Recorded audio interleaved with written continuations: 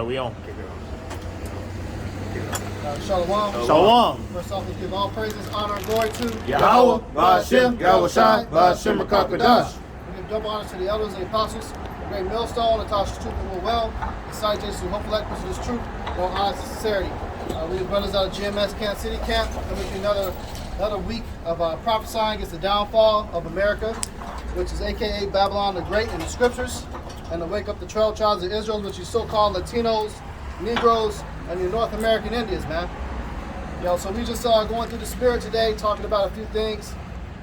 Through the spirit, I was thinking, a lot of Northern Kingdom about to start coming in, man, because I had a pretty heavy vision last night.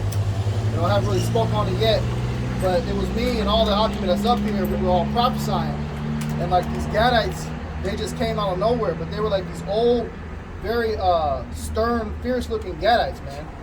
They had on these really, really rough garments, like a tan camel color, and they had on the fringes, but it was like the traditional North American Indian attire.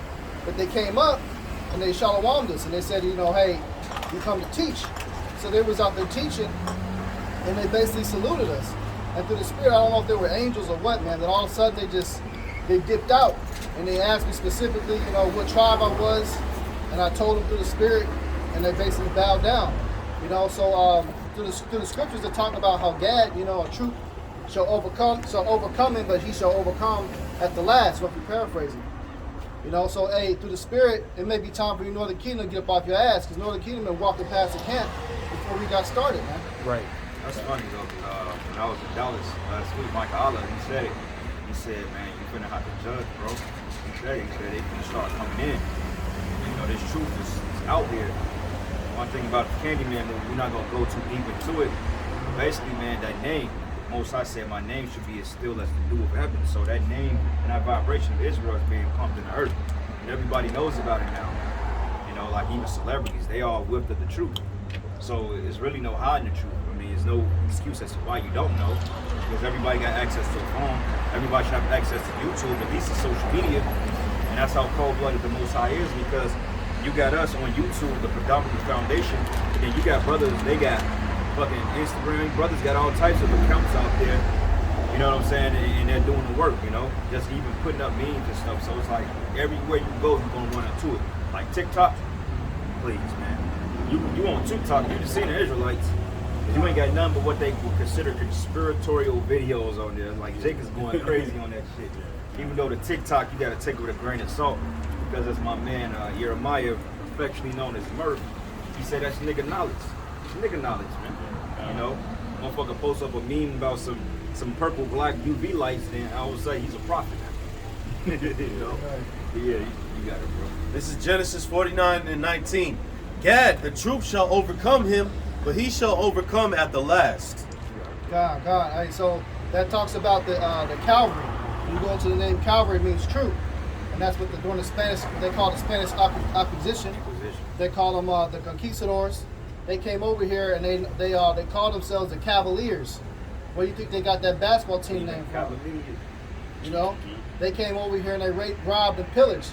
So there's also something called a 500-year war. And that's basically how long it took for them to even take over Gad. Because why? Gad means troop. He's a warrior. That was the most difficult tribe they had to deal with Gad and Reuben, man. Yeah, because, man, those were the mainly the warrior tribes. They were fierce. You see that the spirit Apostle Bakar got. Just imagine how they was, man. The Apostle Bakar, he have that very fierce spirit, man. Yeah, Gadites was chopping off the cavalries and stuff, heads off, man. Like chiefs, like Chief Pontiac, they were giving Esau's military help. That's what that originated the guerrilla tactics and so forth. Because Esau at that time would just gather in the line and shoot and fire off, but Gad was more elusive, man. Yeah, they was basic, man. Like y'all play that game Splinter Cell. A lot of those tactics, really what you notice, like when he hang upside down, snap your neck or cut your throat. Gad was doing that shit. Right. Like the men of valor, or if you go into like the whole concept of the valor or the fatigue, Gad was the ones that came out with camouflaging in the bushes and the wilderness. Like in certain games, man, like if you want a sandy terrain, then you wear the type of fatigue that blends you in. And Gad came up with that concept, and that's what Esau adopted in his army. Because the reason why Esau was able to barely get a stronghold because he really didn't just flat out beat the tribes. He had to recruit different Israelites to fight in his army to take down other tribes because they knew the tactics, they knew the warfare. You see what I'm saying? Because you had Israelites that was teaching that CQC, which stands for close quarter combat. They were teaching it to these Edomites. And what do you know? That's the primary tactic of the U.S. military is CQC, close quarter combat. You know, And you wouldn't have the Navy SEALs Israeli around martial there. arts was called Krav Maga. You know, you got more? No, that's it. God, I was trying to find that scripture where King David, Yeah. one of, The weapon lines and God, yeah, he's That's the second sentence. It's First Chronicles 12 and 8, where it says the 12 faces like lions. God. First Chronicles 12 and 8. First Chronicles 12 and 8. God, I was getting that scripture too, where King David went straight to Gad, and that was the first brothers or the first tribe he went to get help for protection when he went to war. You know, he was the first one he went to was Gad. Why? Because Gad was considered basically the modern day special forces. Those are men with skill, buckler and shield. God, you know. So I got a precept real quick. This is the book of Ezekiel 37, and I'm gonna start at verses. Let's start at 1. It says, "And the hand of the Lord was upon me, and carried me out in the spirit of the Lord, and set me down in the midst of the valley which was full of bones." So the vision Ezekiel saw was over in America, because America is really a valley. If you look at the way the terrain is set up, it's basically like a cusp of bowl. That's why a lot of states are what they consider below sea level. That's why New Orleans or Louisiana, that's why they get hit with the worst storms in the Gulf region, because it sits in a bowl. It's a low land. And it says here, "And caused me to pass by them round about, and behold, there were many in the open valley, and lo, they were very dry." So the Spirit had Ezekiel to circumvent the whole continent of Babylon through the Spirit, and he saw Jake before they even woke up. He saw Jake during the time of the 60s and 70s, you know, during the time of those movements of Black Panthers. And he said these guys are dry, they not woken, they didn't have the Spirit of the Lord on them yet. And it reads, and it says, "And he said unto me, Son of man, can these bones live? And I answered and said, O Lord Yahawah, thou knowest. And he said unto me, Prophecy upon these bones, and say to them, O ye dry bones, hear the word of Yahawah." This is the reason why we're out here speaking the truth. Hear you the word of Yahawah, bahasham, YAHAWASHI. Okay, and like the brother said, the vision about Gad coming in is because they're hearing the word. We're in the valley of the dry bones, and we're breathing life into our people through the Spirit. All right? God, it's to the Spirit, because, you know, Gad has been catching hell on the reservation, man. And they're really cut off a lot from society. But yet they still got their talent. They're still rapping and shit, you know. Gang banging, all Being such and niggas. sort. Being niggas, getting drunk, you know, drug dealing. You know, falling out off of drugs and opioids and fucking alcohol. Gad's catching them curses. So through the Spirit, hey, Gad might have been listening for the past couple of years. Might be a whole lot of Gadites that's straight coming out the reservations that's going to start coming in, man. And because when you catch hell like that, you begin to seek answers. And we all over YouTube, and they're tired of being oppressed too. They're sick of fucking Esau, Edom, man. Yeah, you got a They brother. can't stand it. That was the whole point of part of the points of the curses was that when they would cleave unto our people, that there would be a sign unto us, an ensign. The ensign is like a symbol, something that you look at that has meaning, you know, and that's how our people are supposed to identify. That's one of the reasons why brothers that's in the truth right now actually woke up to the truth, because we know the condition of our people, and it's fucked up, man. And the Native American Indians, so-called Native American Indians, which are the Gadites, they're one of the worst predicaments out of every people on earth, man. No, I mean, who else really has had their land taken, women slaughtered, babies slaughtered, like the natives that was here before when Esau got here, man? Look, no one was here like that. I was gonna add. No one was violated like that, because when you look at the so-called Japanese, so-called Chinese, so-called Africans, they ain't catching hell like our people, man. You know, Ammon coming out with new Toyotas and shit, man. You know, And they got paid back for that. Gadites ain't producing, don't have car manufacturers, man. Right. You know what? You know? That's Spirit. You said that. I went to the gas station last night. You know, most gas stations are Arab-owned, Arab or East Indian, man. So I go in there. I mean, they rock the beers and shit. They try to be like Jake, but when I go outside, man, they got two fresh, probably 2021 Tacomas out sitting outside, man. Nice Jeeps sitting up, you know, like the fucking pickup trucks, sitting up nice, man. They ain't catching So like if they're not catching no hell in this society like our people, and a lot of them Gadites on the reservation, they're not even getting reparations, man, because it was proven that a lot of those so-called 5% Native Americans were the ones that was getting that money because they considered 5%. They had Edomite, well, that's the spirit. That go Gadite right there. That's spirit. I was going to add to the point brother made about the ensign, because now you got a GMS Oklahoma camp now. A brother from LA moved to Oklahoma. And you also got a camp in the Dakotas, man. And that's where the reservations are. Hey, so they're about to start coming in the road, man. Because the scripture That brother's says a Gadite, man. Yeah, he's Through and through. that Long hair and brother everything. probably over there doing push-up. He's probably dead, man. Yeah. And it's a spirit, man, because the scriptures say, but he shall overcome at the last. So Gad might be the last one, the last big group to come in large numbers. Because mostly it's been Judah and Ephraim and Issachar, mostly from Northern Kingdom. You know, you got some of them Colombians and things like that that's been grabbing in camps. But you also got a lot of dark Gadites that look like so-called Negroes and may think they Judah, but really they Gad too. A lot of Jake is really Gad, man. Like honestly, my father looked like he's Reuben, but he's Levi. But his mother is Reuben. My grandma, she's Reubenite. You know what I'm saying? I had a precept too. This is the book of First Chronicles, verse 1, or chapter 12, verse 1. It says, "Now these are they that came to David to Ziklag, while he kept himself close because of Saul the son of Kish, and they were among the mighty men, helpers of the war." Mighty men. Well, It says they were armed with bows and could use both the right hand and the left hand. so hey, they was cold with it. So they could, that prime example, right? What was Gad's primary weapon? Bow and arrow. Now it's a statue right across the street. You got Gad hanging off the side with the bow and arrow. That's where Esau get the concept of the drive-by from. Because you notice in a lot of these modern day third-person shooter games like the Division, you got Splinter Cell. Even as I think I don't know if it's on the what's the name of that game you're playing? Battlefield. I don't know, but a lot of times you can switch up the way you aim on there. You can shoot with your left or you can shoot with your right. Right. And that's the same thing for my case. Like, for my case, I know I shoot left-handed, but also I can shoot right-handed. And my son, he's ambidextrous. Yeah. You know, so that's the spirit. A lot of Jakes are, because a lot of you are born that way, but because you go to the school system, they try to force you to use one hand. Right. A lot of y'all are born, you know, with the ability to use both. I can use both my hands.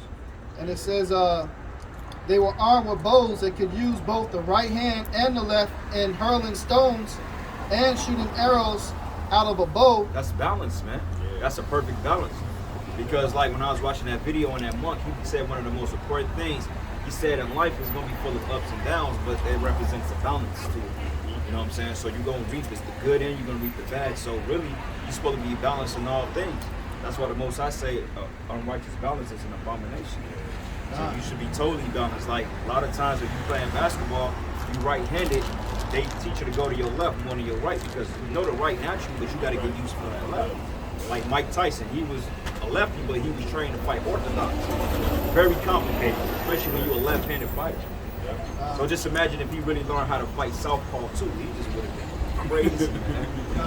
And you would have thought Customato would have thought to train him, but naturally he should be able to fight southpaw. But you would have thought Customato would have enhanced that ability. That's awkward as fuck, man. You know? It says, use both the right hand and the left in hurling stones. And that goes into that sling, that rocking that sling. You twirl it in the air and it comes through. It was King David used. And it says, and shooting arrows out of a bow, even of Saul's brethren of Benjamin. Yeah, and slings are deadly, man. That's just kill you. I was watching one dude. He has like a Instagram page of shooting nothing but slings, right? So this dude would take a sling, aim it about 40 yards away, and hit a fucking branch off a tree and knock it off, man. So imagine what that would do to a human skull, or your rib cage, or your shoulder. Break your fucking arm. These weren't men like how they built now. These were stronger than men. It's like they're shot men of valor.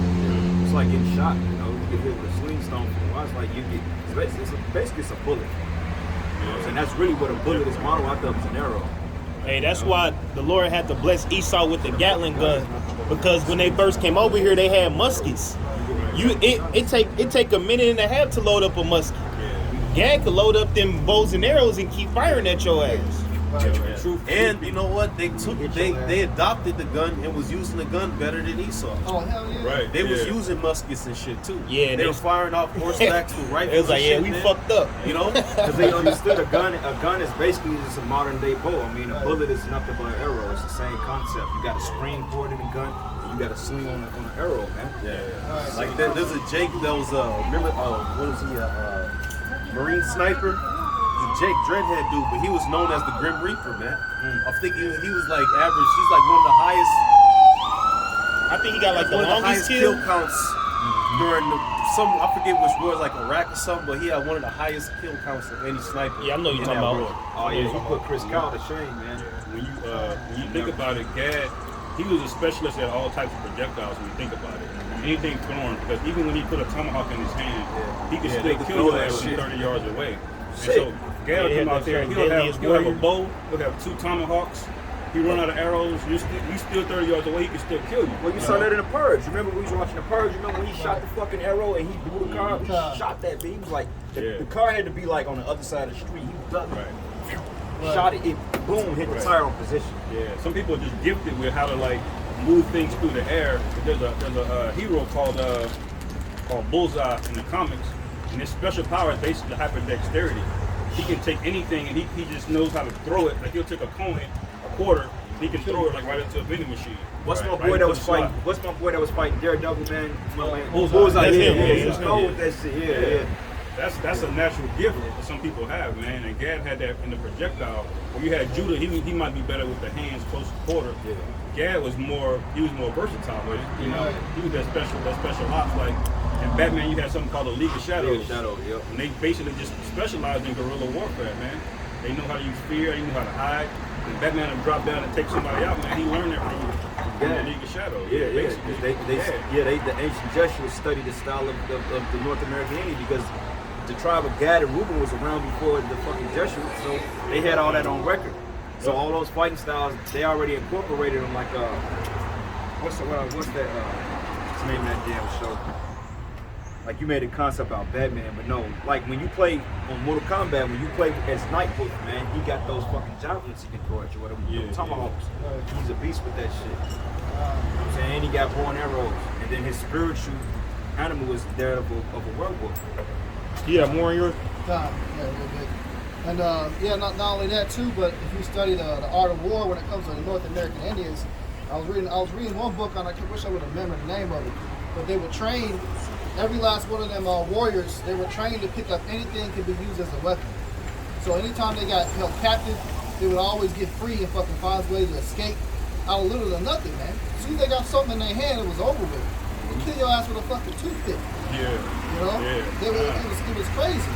But going into verse, we'll jump down to verse 9, it says, and of the Gadites there separated themselves unto David, unto the whole, to the wilderness, men of might, and men of war fit for the battle. Fit for the battle, man. Because every Israelite male had to join the military, I think out of age 20. Had to join the military. And then you had some men, of course, that excelled more than others. And you had some men that was mediocre because every man had their own talents. But basically, the Gadites would be considered the Navy SEALs of Israel, man. Right. They're the Navy SEALs. That's where you get the whole concept of Navy SEALs. It comes from Gad. Because the precept you speaking on the Civil War, but even when we had left Egypt and we were making our trek to our land, the people in front was Gad, Reuben, and the half tribe of Manasseh. So when they say they was fit for war, that's just in them. That's just what they do. Right. That's all they know, man. That's why they're so talented when it comes to physical shit, throwing shit. Like brother was going into aiming, you know, living off the land. Hey, they perfected that shit. Yeah, But you have to know that shit in order to survive That's a gift. when you at war. That's a gift the Most High gave me. Slocky. That's why Esau's a bitch ass nigga, because he didn't want to face Gad, Reuben, and the half tribe of Manasseh. He came from behind, and trying to attack the elderly. Because you keep all the old people and the children in the back. Right, yeah. Esau bitch Trying to ass. go around the line of defense. Still got his ass. Whole ass dude. Yeah, because even some of the old people could whoop their ass, man. The older, even the women could do a Edomite in. I just seen some video. Look, that girl flipped the shit out of Edomite boy. He got up, started crying and shit. Oh shit. Allah YAHAWASHI, YAHAWASHI, man. Oh, yeah. Oh, y'all about to be on shot. MNT for like mountain. Yeah. Hey, that's Mount- the spirit. Hey, the mountain of Israel, man. Israel, the mountain, the summit, man. And Mount it's Zion. Government. You got a leaf summit on the back of Yep. thing, Mountain too. summit. Yep. That's right. That's the spirit. That's right. And then Esau's bitch ass right behind him. Yeah, that's spiritual because they Like go you from the said. leg hills. His name Dick Smith on the back. Dick Smith. That's like a fuck. Esau ain't got no flavor. Esau, you is a Dick Smith. You fucking, you low life demon. Yeah. Esau, you just pathetic, man. You know what? I will hate you too if I was you. Yeah. You like the Most High created you just tolerant. You just have nothing. All you know how to do is kill. That's it. It's killing, steal, and lie. That's it. You have no history. You have no culture. I mean, you had a land. But regardless of it is, you're not unique, man. That's why you try to steal and covet everybody else's stuff. Right. You know? He made Yeah. himself the Greeks. Yeah, you make yourself the Greeks, you make yourself the Romans, you make yourself the Israelites. You know what I'm saying? Next, you're going to be saying, oh, I'm black people too. Well, you really are black because you have a dark heart. That's right. You can take the title African American. You can have that. You don't want it. And you're also a loser because you were technically given the blessing first. But because you're such want it. a loser, Yeah. you gave it up. That just shows you're not fit to rule You anyway. didn't Yeah, know he what he couldn't had. handle it. You didn't know what he had. Too much sauce. The Too most much I had sauce. you be born first, just to show how base you are, you know? Right. No level.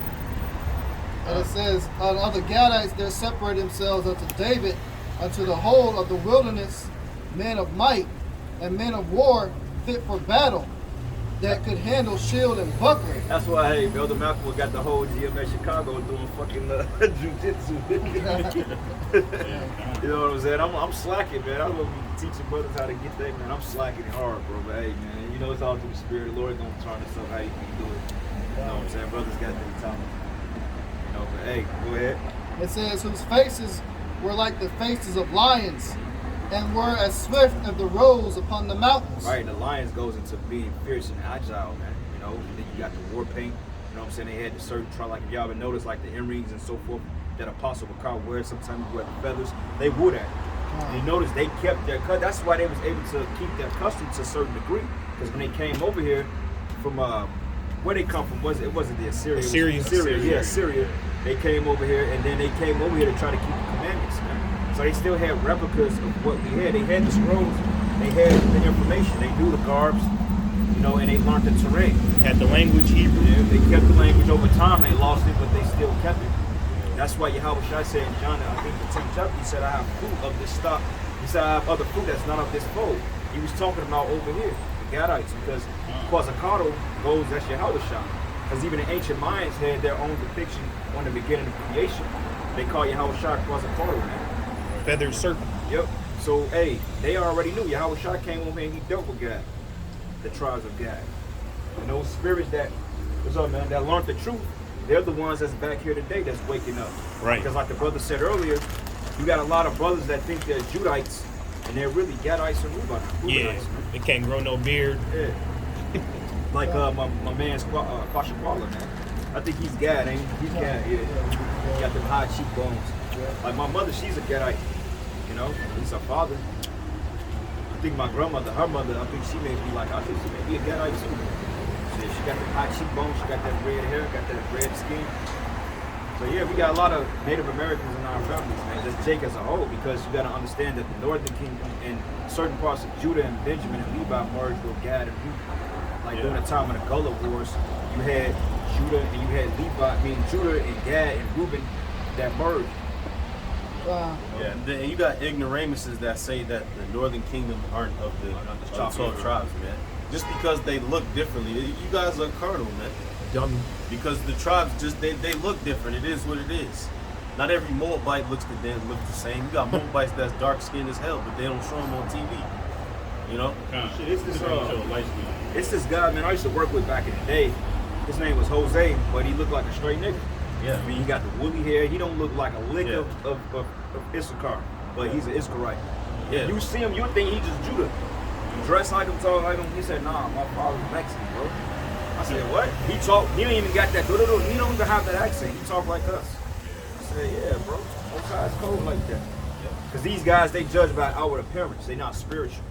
Right. You know, like Johanna, what he say? He said that anybody that comes from the land of Africa is a Hamite. So describe your people that's still left on the Gold Coast or Sierra Leone, over there in the northern and western coast of Africa. Explain that. Yeah. Are they Hamites too? Is Nas a Hamite? Yeah, the whole concept of crip walking comes from Gad, man. They would do those ceremonial dances.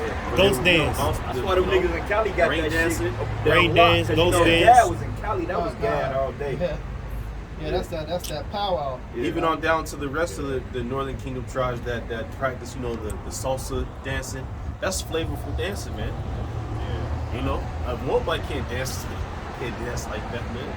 Edomites don't salsa dance because they can't. They don't got it in them. You see how they Or be they moving, stiff bro? as hell. I ain't gonna lie, I did want to take up salsa class, man. Them motherfuckers. Yeah, that's Boy, why. that shit cold, man. That's Jake, man. And your whole body gotta be in tune. Jake be vibing, man.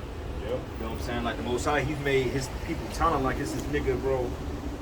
I posted a video of him. I don't know what type of energy he's tapping into, but this dude is basically a ninja, man. This dude could run and flip off, man. Dog, I thought, and I seen that shit, man. I was like, man. Something else. That's Jake though. That's Jake talent. Yeah, bro. Yeah. I'm like, man, damn. And I remember we was kids, we was doing shit like that. Like we can do shit like that, but it's just like the way he embodied that energy and getting up like that. Right. I'm like, man, dog, you want some high level frequencies. He enhanced it. And beat when Gideon, he only need 300 dudes Yeah. to take out the Midianites. Right. Imagine 300 niggas like that, man. Jake's like that. So That's why we gotta get Oh, fixed, I was man. reading the book of Maccabees when they took a certain fortress. There was 20 young men that scaled the wall and they was killing everybody on the wall. Yeah, God. They took the wall with just 20 young men because the scriptures say they got pissed off basically. And they just went to killing all those Edomites that was on the wall. You know? Yep. And that's our people's heritage. And the reason why we ain't on that level right now because the Most High reduced us. Yeah. You know, and they gave Esau the gun. If this was up to just hand-to-hand combat, you know what would happen to these nations. Right. But you know, we fell before our enemies, you know, in hand-to-hand combat in times past as well. When we were dealing with the swords and so forth, because when we don't worship Yahawah, bahasham, Yahawashi, Yeah, the Lord wasn't the Lord with us. says we gonna flee before our enemies. So even if we may have that talent, that skill, the Most High gave it to us, and He can take it away as well. And that's why He took it away in several different times to let the heathen conquer over us. You know, because Jake in that time they would glory in that shit. You know, we had ancient men that were all built and buff. That made Jake proud. You know what I mean? Right. Yeah, they trusted in their strength. And one of the reasons you know that's a curse because one of the punishments the Most High offered David was to be chased by your enemies. And he was like, nah, I don't want that one. You know, that's a major hurt on David. Yeah. And one more random Gad point is that the respect is starting to come back because you had all these sports teams, Cleveland Indians, Washington Redskins. They took that shit away now. Right. So you no longer being a proverb as you were. You know, power is starting to be restored unto Gad. Well, I got a precept. It's Leviticus 26, and I'm gonna start at 13. It says, I'm Yahawah, your power, which brought you forth out of the land of Egypt, and you should not be their bondmen, and I have broken the bands of your yoke and made you go aright, because who had us in captivity? The Egyptians, man. And the Lord did miracles to deliver us from the hands of Pharaoh through Moses. And it says, but if you would not hearken unto me and not do all these commandments, then you should despise my statutes, or my soul abhor my judgments, so that ye would not do all my commandments, but that ye break my covenant. I also will do this unto you. I will even appoint over you terror, consumption, and a burning ague, that should consume the eyes and cause sorrow of heart, and ye shall sow your seed in vain, for your enemies shall eat it. And I will set my face against you, and you shall be slain before your enemies that hate you shall reign over you, and you shall flee when none pursueth you. You know? Just like the scriptures say about Esau, he shall rise up the basis of men. He put Esau on a certain level. And to where they reign over us, it's due to our iniquity, because Jake was doing things like, if you just want to talk about the Native Americans, they were having warfare amongst each other. You have bride kidnapping, you know what I'm saying? Right. They were oppressing one another. Women the Gadites, worship. they wasn't, they was wicked. Just be honest. They was wicked as hell. They was worshiping the animals, and they was into that shamanism shit. Yeah, So they was on the left hand path. And that's what caused them to be fucked up, because had they actually been in tune with the Lord, Esau couldn't fuck with them. Yeah, smoking peace pipe. When Esau got here, they were fractured. There was a bunch of different tribes. It was already Gad dispersed. was like, even a third of Gad was just together in one tribe. Esau would have never took this place, man. But you had wars among the tribes. You had beefs Right. among the tribes, man. Yep. You know what I'm saying? You had women that were sleeping with other tribal Indians. It was a whole big mess. Yep. When you read in that precept where it say they will plant because shit, Esau didn't know how to farm when he got here. Esau was starving out, dying when they first started to set up the colonies. Once they got up with Gad and started learning how to do corn, what they call maize, you know, all the other basic farming things like that. Yeah. That's what got Esau on. That's why it says, I also do this unto you. I will even appoint over you terror, consumption, and burning. And ague that shall consume the eyes and cause the sorrow of heart. And you shall sow your seed in vain, for your enemies shall eat it. Sowed it in vain. Yeah. You wasn't they wasn't planning for them, because Esau was just, all right, thanks for that. We're gonna kill everybody now. Majority of the corn fields who they belong to, Edomite farmers now. Yeah, you know what I mean? Shit, the whole land. Oh, well, hey, you made a very interesting point. Man, this brother's coming back from Dallas. If you notice, if you ever drove through the terrain in the Midwest, you know how much land is out there? So how in the fuck do you have homeless people? Right. Listen, man. The Midwest is 90% farmland. 90%. So you mean to tell me, like, all the land that they took over with Gad, all this was Gadite land, but you mean to tell me that you have homeless people out there? I mean, you got thousands of acres of land, as far as the eye can see, and yet this man is, people are homeless. Man, they call it industrial farming. They farm land just to give it to the people that live in cities, when really people are supposed to be more spread out. Right. People ain't gonna be. I mean, you're gonna have cities in the kingdom, but people ain't. We ain't gonna be neck and neck. You know, living in apartment complexes and shit. You basically should have one person in your family with the skill set of being a carpenter. Your family will never be homeless. But as long as there's land, somebody in your family can always build a house. Right. But that don't even exist in America. You know what I'm saying? Right. Yeah. It's all about oppression, man. Esau's greedy. That's what you say. He can never have enough. He always wants to take more and more. And just to add to the brother's point about the gods that how Northern Kingdom was being wicked, worshiping all them animals. Well, that goes into why they created Quetzalcoatl. And that represents YAHAWASHI, but the mere fact they didn't call him YAHAWASHI and they called him Quetzalcoatl was going to show that it was on some bullshit. Right? Because that goes into a two-headed serpent, two-headed snake. Because what they were doing is they were worshiping the gods of the Assyrians, their captors. If you go into the history of the Assyrian Empire, they were heavy into animal worship and bestiality and child sacrifice. Jeroboam. Which one was over the northern? Was it Jeroboam? Yep. Yeah, he got all involved in that shit. Because he was high. That's why he kept losing to what's my man's name. And that's how took his ass down. But hey, he had the Northern Kingdom a high level of idolatry, man. Right. That's why when you watch that movie Apocalypto, that's why Jake, man, they were basically committing bestiality. They were committing like animalistic behaviors. Yep. You know what I'm saying? Like the whole, y'all ever saw that show called Ripley's Believe It or Not? When they be eating the cow tongue and all that shit. Gad was doing that, man. Yeah. Gad was ripping out hearts and they were eating it. You know what I'm saying? They was castrating, they was worshiping heads and shit. You know what I'm saying? All types of shit, man. They was doing all that wickedness. That was heavy within the Assyrian Empire. And who did the Assyrian Empire get that shit from? Babylon. When you go into the god Quetzalcoatl, they call him that, but it's also spiritual too, because the serpent represents wisdom, which is YAHAWASHI is wise. It's the wisest man to ever exist. You know, that's the Lord's only begotten son. You know, but Gad was heavy into that animal worship bullshit, man. Well, they call the Most High the Great Spirit. You know, if you ever notice Gad talking about the Great Spirit, they talking about the Most High. They still have that connection to a higher power to some degree they know of. Like the broken dialect in Hebrew, they call him Yahushua. Right. You know what I'm saying? Or Yahuwah. Right. Because if you read the books about the Spanish Inquisition and the conquistadors that came to the land, they found out that they said these people had to be of Jewish origins because they had names like Isaac, Michael, John, David. Those were typical Gadite names. Why? Because they're Israelites. Right. Yeah, what book was that? They call him History of James the Deer is one of them. I got it in my phone. I don't remember the name of it, but just when you read. Something like that. One of the other names I know too, the they call apostles mentioned all him. They the call time, YAHAWASHI or the Great Spirit. They call him YAHAWAH. YAHAWAH. Yeah. And there's the another Cherokees word too, call it's a it little that. bit longer. It's I think it's YAHAWAH, hey, YAHAWAH. That's what they would call him. When they would do their powwows and their chants, they would say that over and over again. So they knew a little bit of it, and they maintained just a little bit of the visual aspects of being an Israelite, but in their minds it was gone, man. They kept the garments and stuff. Yeah, they got the fringes and the shit. garments alone and the fringes tells you enough, man. I mean, you go to powwow right now and you see them waist stuff. They got the fringe. They basically wearing this. Right. AUIC, they garments look way better than y'all's, man. That shit is really stitched. They probably wear linen garments. Probably. Yeah. Wool, linen, or leather.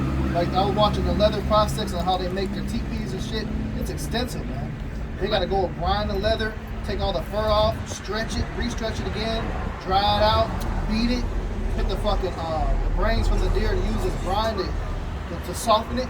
It's a long process. So them garments that be wearing, them clothes, and that shit take like a good week long to make. But they'll last. Because leather is a good quality fabric. Like, leather, you ever know leather on your skin, man? Yeah, like if you ever, I remember I had a leather, my father bought me a leather coat. I was 6 years old, I still have it to this day. The coat about this big now, but that coat was, it had real cotton in it, like a hood. It was leather on the outside, but it had real 100% cotton in the inside. It was like a wool. Matter of fact, no, it was wool. It was a wool hood. Matter of fact, I had my mother to take a picture and I'll send it to y'all brothers. But the leather was so like dense and thick, you can still smell it to this day. I got that coat when I was 6 years old. That's right. You know what I'm And even the garments I was thought all the shit wearing that. even the garments was had a purpose to it, because the reason why they wore all that leather, the deer skins, was for waterproofing. The clothes they wore was waterproof, man. I mean, what type of, who had that back then? Who knew how to make clothing waterproof? Dad did. Why? It was a warrior tribe. They lived off the land. I got free son. Go ahead, bro. It's Deuteronomy 28 and 25. Or 28 and 25. The Lord shall cause thee to be smitten before thine enemies. Thou shalt go out one way against them, and flee 7 ways before them, and shall be removed into all the kingdoms of the earth. And that was to the purpose of you know, us being oppressed and destroyed by our enemies, so we could get what happened today. We're in a position, we're basically primed for salvation. The reason being because we're broken. We scattered, went in our land. Jake is downtrodden. The Lord set all this up so that here in the last days we could call upon him. That's right. So in order to get salvation, we had to be in a situation that we need to get saved out of. This had to happen. That's why I say that you can't depend on your own strength. There's no miracle. Only how, like, you gotta understand this too. The standard or the miracle comes when you're being put in something. It's not much of a miracle. I mean, how can I say it? Let's say somebody come up and they surround us, right? And it's looking grim. How we get out of that? If the Lord makes something happen, that's considered a miracle. That's a standard right there. You know what I'm saying? So that's how this thing is going to play out. Like, Jacob's trouble is going to be based on pockets of salvation. Pockets of salvation, pockets of getting out of basically situations that's looking grim to you. Right. You may have a troop of 600 surrounding your apartment or house or whatever, your vehicle, and they may be able to open up fire on you, but something can happen to get you up out of there. An angel could come and blind them. Like that's happened in Sodom and Gomorrah when they was trying to rush into the house. What the angels do, he blinded their ass.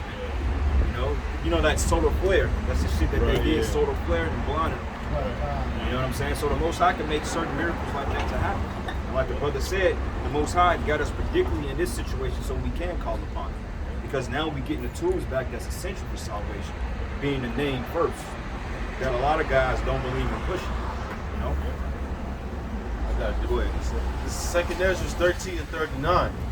It says, and whereas thou sawest that he gathered another peaceable multitude unto him, those are the 10 tribes which were carried away prisoners out of their own land in the time of Hosea the king, whom Salmanassar the king of Assyria led away captive. And he carried them over the waters, so that they came into another land. But they took this counsel among themselves, that they would leave the multitude of the heathen and go forth into a further country. So they were like, man, you know what, man, we fucking up. We got to get away from these heathens in order to learn good, because Israel know once they was among the heathen, they went off, and the heathen knew that. That's the reason why a lot of customs are being pushed here. Like everything you look at in America is set up for our downfall. From the food they eat, from the clothes we wear, to the women we pop, you know what I'm saying, to the schools we go to the jobs we work. Everything is set up against you, man. Everything. And that's why they took the counsel among themselves and say, look, man, we got to keep our commandments because, hey, this is going to keep happening. Right. That's why when you go into New Mexico, you have something there called the Los Lunas Stone. Or you go into Ohio, you have something called the Decalogue Stone. And you also have something called the Bat Creek Stone.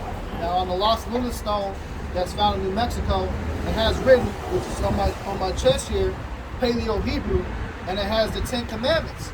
And it's dated back to before Yahawashi was even born. So that should tell you right there with the brother's precept he was reading, that came to pass. So what they did is they landed in the modern day South America, and that further land they went up to North America.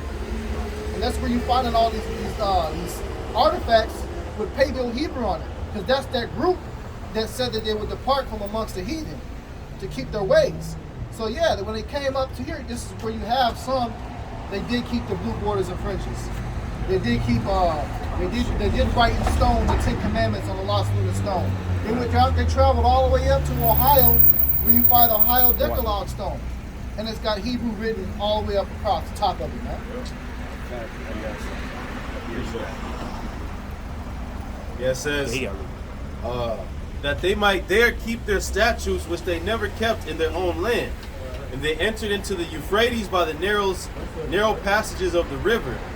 For the Most High then showed signs for them, and had held still the flood till they were passed over. Right, and if you look in that region, the Euphrates River over there, it floods during one particular time of the world, and that's monsoon season. And if you research the wind currents, what they would have used sails to travel back then, it lines up perfectly to the scriptures, and it lines up perfectly exactly a year and a half time on getting over here. Check this out. This is down at the Lake of the Ozarks. These are ancient Gadite garbs. See that? Yeah, that's blue borders and fringes. Yup. Look, you got Native Americans that's dark skinned, man. Yeah, they like a so-called Negro. I've never seen the picture on that one. Yeah, that's dope. Yup. See, I'm gonna show the camera that too. Yup. See these ancient Gadite garbs right here, man. Try to lighten it up a little bit. There is light. These ancient Gadite garbs. This is down in Lake of the Ozarks. Fringes and the borders are blue. See that? God. It's kind of similar to what we got on. And not only that, even their customs, they kept certain times, the Sabbath days. You know? Certain times when they would hold their powwows, they would do that on the Sabbath.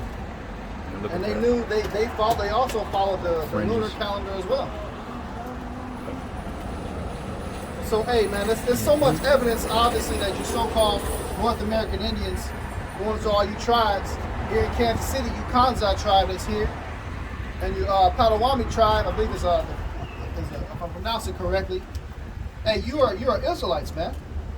You need to come up out of this reservation animal worship mentality and come back to your heritage, man. Yeah, because the res is built to keep you down, man. Yeah. They'll have churches in the res. Right. You know what I'm saying? And they're proud, just like niggas is proud about being in the hood. You got so-called North American Indians. They bang that shit, man. The res, and then they're really obsessed with that fucking blood. You got to be a certain percentage of blood to be a so-called North American Indian, man. Hey, that's Esau created all that bullshit. Yeah, that's why I said earlier, man, the 5% rule, those were the ones getting reservation. They were Edomites. They barely was giving regular Gadites because they said Gadites look too much like Negroes. They said, we're not giving it because they were supposed to give it to them, but they said they look too much like Negroes. They ain't of a certain complexion they wouldn't give. They was like your complexion, they wouldn't give them reparations. So all that BS about them getting reparations, that's not altogether true. A lot of Gadites ain't getting reparations. Right. He's not enough to help him live because, I mean, you see Gad out when we used to prophesy down the block. This drunk Gadite dude, he used to come up every week drunk, man. This guy ain't getting no res. Look at he's through. Yeah, he is getting reservations. He's not doing right with his money. He don't want to be on the res. Yeah. He want to be out here bullshit. Yeah. That same dude, man, I seen him a few years back. He was on the lawn on the opposite side of Blue Line, just sleeping, man, right on the floor, man. Right on the grass. Gone. Drunk as hell. You got more on yours? Just a little bit more. Because I would just say a year and a half. This is 2nd Ezra 13 and 43. And they entered into Euphrates by the narrow passages of the river, for the Most High then showed signs for them, and held still the flood So they were passed over. And you know, part of those signs was the chariots, because they were guiding them in the direction that they should go. Just like during the time when we left Egypt, there was a chariot guiding us to get back into the land. Man. Yep. Shit, Columbus. Yep, Columbus. It was something called St. Elmo's Fire that they spoke about. Actually, his own crewmen were going to kill him until they seen the chariot, and he said, that's our sign that we should keep going. Because they was about to get stranded crossing the Atlantic. It says, for through that country there was a great way to go, namely of a year and a half. That's The same region is called Arsaret. That's what I'm That's the saying. key. You can look up and literally look up monsoon season during that time. Not only does the Euphrates flood up enough to sail out of, but you go into the wind currents and you time it right. If you know anything about sailing, it lines up perfectly to a year and a half time. Yep. When you add the time it would have took for rest stops, and that's another thing. But it took Columbus a year and a half. I God. think. And that's another thing too. That's why it took 3 years for Solomon's army to come back, because remember when they was coming over here to get the substance for Solomon's temple, it took them a year and a half to get here and a year and a half to get back. Like a lot of things that Solomon's temple was decked with, if you look at certain trees and peacocks they had over here in America, if you research, you can research and you will find that Solomon got the gold, he got the peacocks, he got certain trees, because he had those Hamitic people. He had the concept of what they had a naval fleet then, and they was like skillful with navigating the seas. So they came over here and got the substance for the temple. So it took them 3 years from that side of the world. Yeah, that's how they knew where to go. Yeah, they knew exactly. They already, They've been it's here. already been before. It's already happened. And you know, and see people get simple. They say, well, I thought y'all said nobody never been over here before, guy. We never said nobody never been over here. You had Solomon's fleet come over here way before guys settled here, but nobody never lived here. Nobody ever like settled here until guys did. You know, and they try to discredit that and say, well, no, Asians was here. That's all folly, man. Yeah, that's all bullshit. Nobody was over here. Why? Because we had to always go to Israel for our high holy days. That would have been too far to have to live that far away. You know, it goes to say that what the scriptures say, they were led away captive. Captain. So they were taken on cargo slave ships. It goes to Deuteronomy 28:68. So they were taken on ships over here as well. And then on top of that, when you look at a lot of these Asian cultures over there, the reason why they know all the martial arts and shit like that, because they got a lot of Gadite slaves that was dropped off. They had, and was traded. I think they had the tribe of Manasseh, I think, and Parcel. They had them in slavery for 30 years, and they said that they served on the Moab for 30 years. Manasseh, that's how they was able to learn that martial arts, because it tells you they went forth east in captivity. Right. What's farther east? Because Jerusalem, believe it or not, the land of Israel sits on the continent of Asia. It's not in Africa. Okay, it's on the continent of Asia. That's why they say Asiatic black man.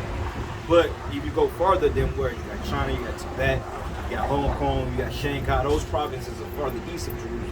Right. That's why it says that the men went farther east of their land into captivity under Moab.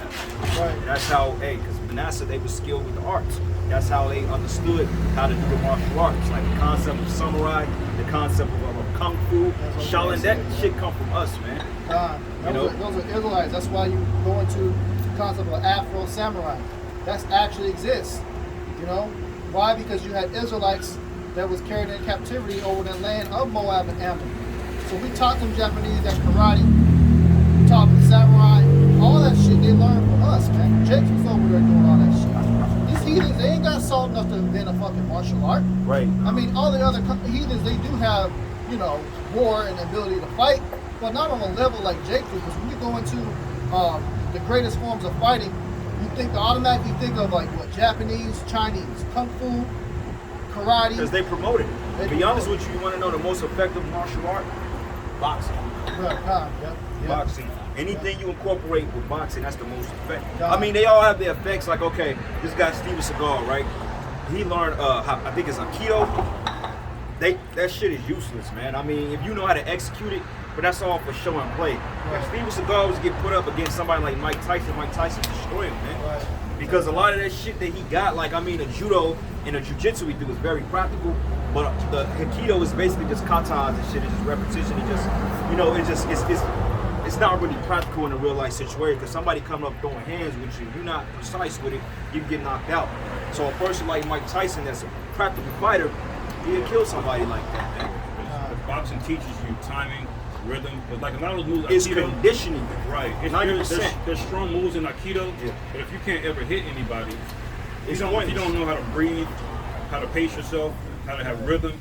You can never actually land a punch, and that's what boxing teaches you. It's straight condition, like one of the greatest martial arts. As far as when you want to be like versatile martial arts, is Jeet Kune Do. Right. Bruce Lee style. You know why? Because if you look at Bruce Lee's primary style, his foundation is boxing. Right. If you ever learned, if you learned his stance, he always studied Muhammad Ali. His footwork when he jump around and shit, he watch Muhammad Ali. Right. And then his gung fu, that's Wing Chun. So that box, that man, that shit is dope. Wing Chun is basically a form of boxing too, because it's mostly with your hands. They use feet a little bit to block your shit, but for the most part, Wing Chun is all. Like they had that movie. They made it wasn't based on a true story, but it was Ip Man and Mike Tyson was in it. Oh yeah, And they got together and shit, and they basically couldn't beat each other. But you know, they just goes so what the brother was saying, man. But the point is, you know, we invented all that shit, man. Yeah. All of that was invented by so-called Negroes, Latinos, and North American Indians, man. Even over there in Japan, when they the study of ninjutsu, of being a ninja, they respect the knife fighters over here in North America. You know who? It's the North American Indians, the Apache tribe. They will tell you that. Hey, the greatest knife fighters will say, hey, it's us and them. That's where ninjutsu come from. It come from God, man. Steph, like, what's his guy? What was his name? Sitting Bull? No, Geronimo. They said he was able to walk and not leave footsteps. That's stealth. That's ninja shit. Yeah. That's the Billy of stealth. Speaking on Moab, because one argument they say that North American Indians is not Israelites because they have Asian features. But if you look at the land, what's that, Sea of Galilee in the land of Israel? Because you have the tribes. First of all, Gad, Reuben, and half tribe of Manasseh, they got their land first. So they was on the east side. But also on that side over there was Moab and Ammon. So obviously Jake was popping them women, and they start getting a little slanty-eyed. Right. And plus, they had us in captivity for 30 years. Right. I mean, it makes a lot of sense. And even then, but even just from that particular region on the land, east. Jake is from the Middle East, from the east. That's where we're from. Right. So they like to say the argument they came from the Beirut Strait up there in Alaska. That don't make no damn sense, man. I mean, for them to use that type of argument, you basically saying King David wasn't an Israelite because his mother was a Moabite. So what do you think he would have looked like? He would have had some it was his great grandmother. It was. You know, he had descended there. But the Moabites probably did get training from Gad over there. Well, yeah. But they had Because Jake is his shit, man. Yeah, Everybody they want to be did around because Jake. they studied Jake. And that's Right. what I said. And when we was in Cal, who you think built the Great Wall of China? You think Moab did? No, we did that. With the Bering Strait, you can get it right across the Russia, go all the way down to Japan. Yeah, Bering Strait. That's what it's called. You come Bering through from Strait. Alaska to the fucking Russia and go straight down. But why would you do all that? Yeah. Because for one thing, to be honest, and you know how stupid Esau is? Like, he always make it seem like if Russia is literally in the back door. What you gotta do is go northwest up into Alaska. You can go right, you can see dead into Russia from Alaska. Man. You can see right across the Bering. They was thinking about creating a bridge that connected too, because believe it or not, that land of Alaska was part of the Soviet Union before America bought it. They bought it. It was part of Russia. That's why America bought it. Yeah. You know? Because if you look at it, Alaska is not even connected to the states for real. I mean, you got Canada here, but it's not even connected. That's a whole different land. Right, man. It's one of the last states they got. I think it's like the 49th state. Yep. They got that like in the 40s. Yeah. That's Hawaii. recent. That belong to Russia. Right. And Russia want that shit back. Yeah, that's just a theory that Esau came up with to disannul them being of the 10 tribes, you know. Yeah. Because Esau, he lies about everything. That's the last thing he wants to do is leave a window open for us being the people of the book. Because therefore they gotta have come from China and all this other shit. They walked And through with that shit Alaska. on Street Fighter. Why the Yeah. fuck would I do that, Because man? you had a lot of documentation around that time when Esau did come up with that theory of researchers that told you where those the people, the natives, were from. They said their customs resembled the Israelites. Or they called them Jews in a lot of books, but really it's more accurate as Israelites. That's right. Well, check this out, man. This is the book of Revelation 12, and I'm gonna start with verses.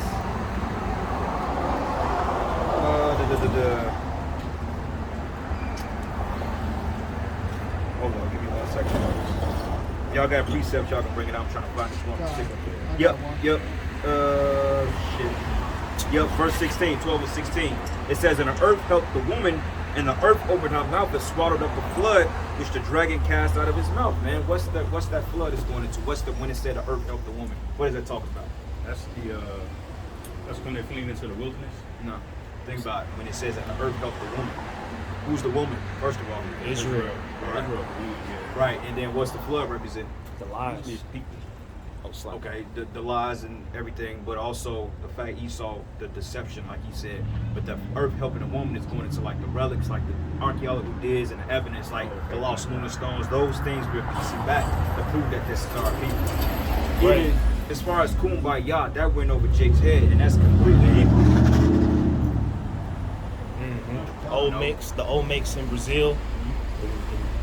Negroid looking heads. Yep, because they used to knock the noses off. Like if you go over there to the catacombs, man, underground, they got ancient records of all the Israelites, the tribe. They even got records of YAHAWASHI. They even got pictures or drawings of them. They know exactly how he looked. Yeah, chariots. Yeah, everything. Like the first concept of chariots that they brought out was actually on the hieroglyphs in Egypt. If you look at it, they had them on the hieroglyphs.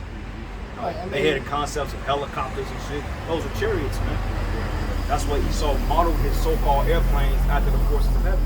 He didn't just come up with the concept, oh, let me go ahead and do this. No, he's seen it. He studied it. Right. Not only that, all that stuff is there. Because when you think about Yahawashi and all the miracles he did, he said he did so many more miracles that the books can't even contain it, right? You think that all those people that he healed and helped wouldn't have wanted to paint a portrait of him?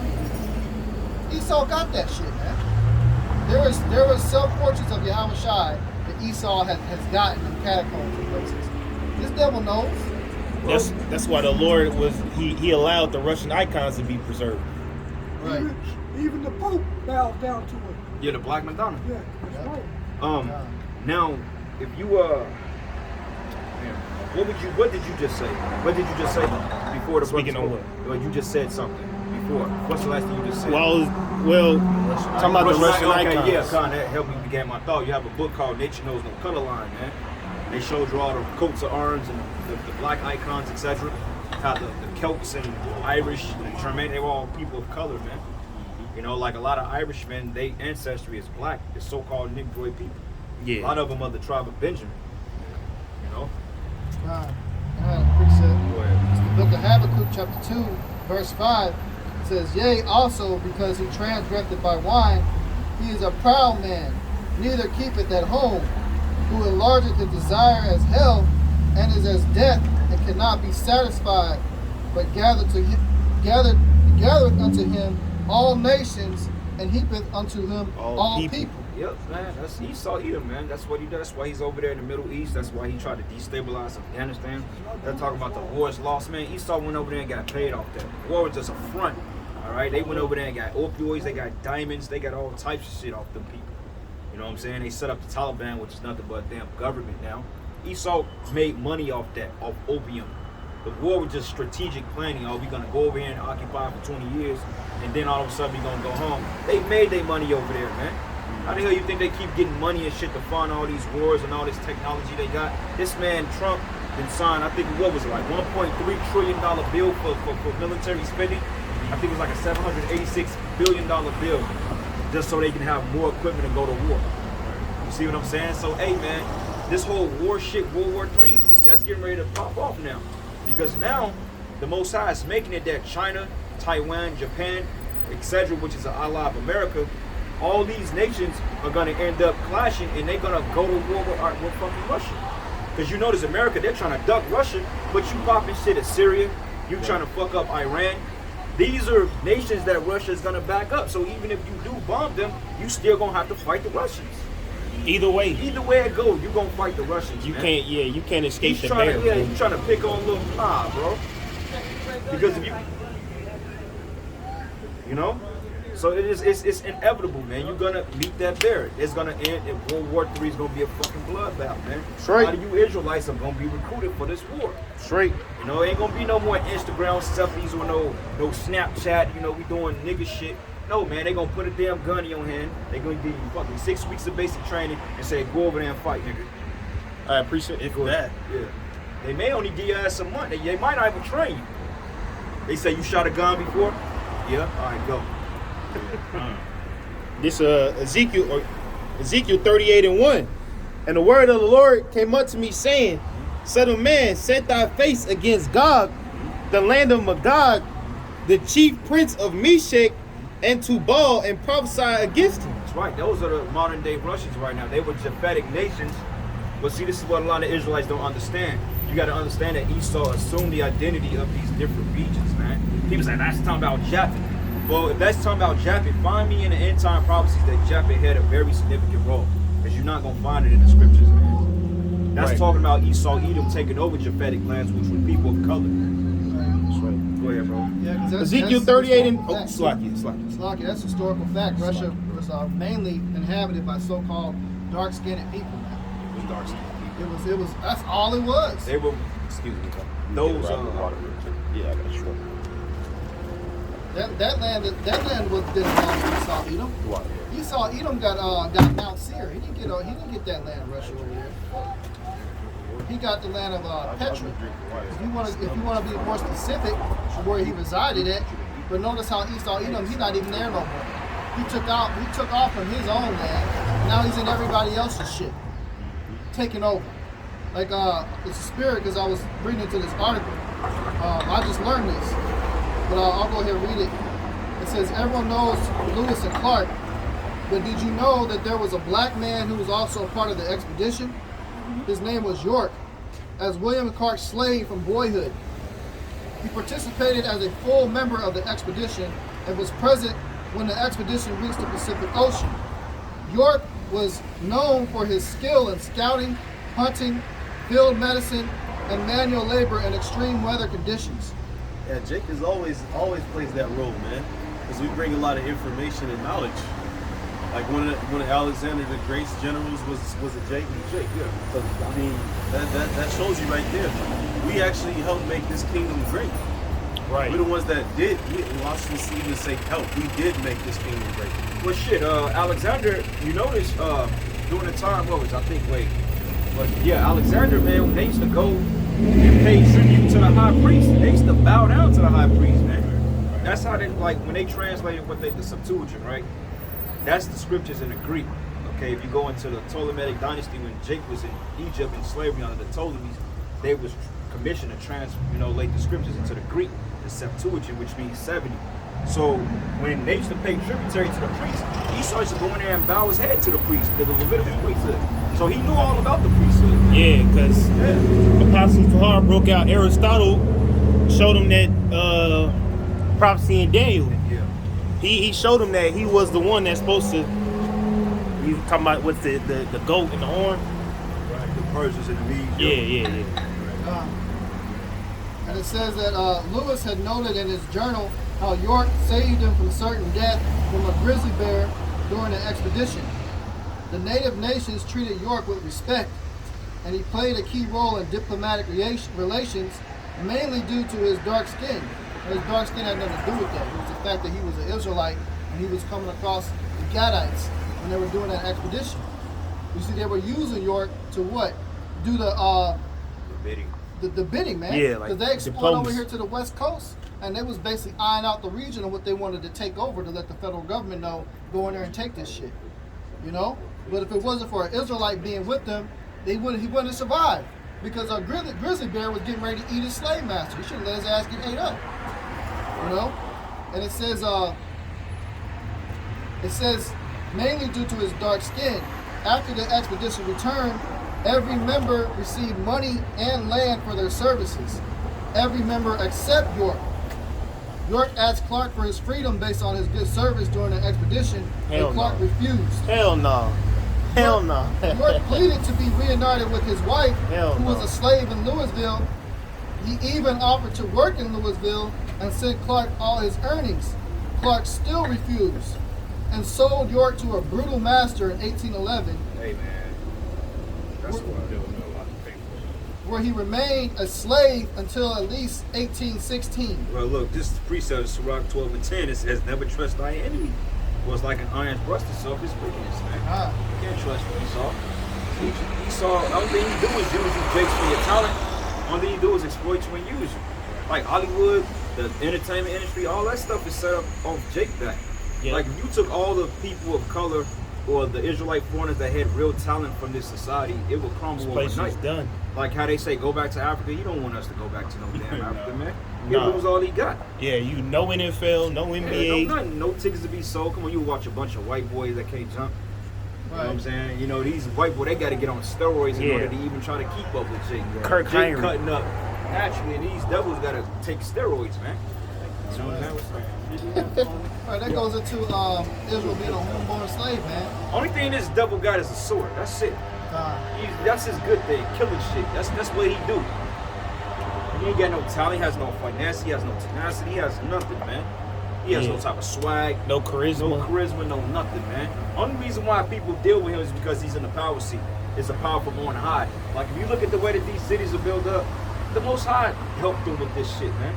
Because if you look at like places like California, Chicago, New York, you go to London, you go to fucking Hong Kong, and you look at those molecular skylines, man, and you like, how in the hell do they build something like that? Yeah. Because it's prophesied, man.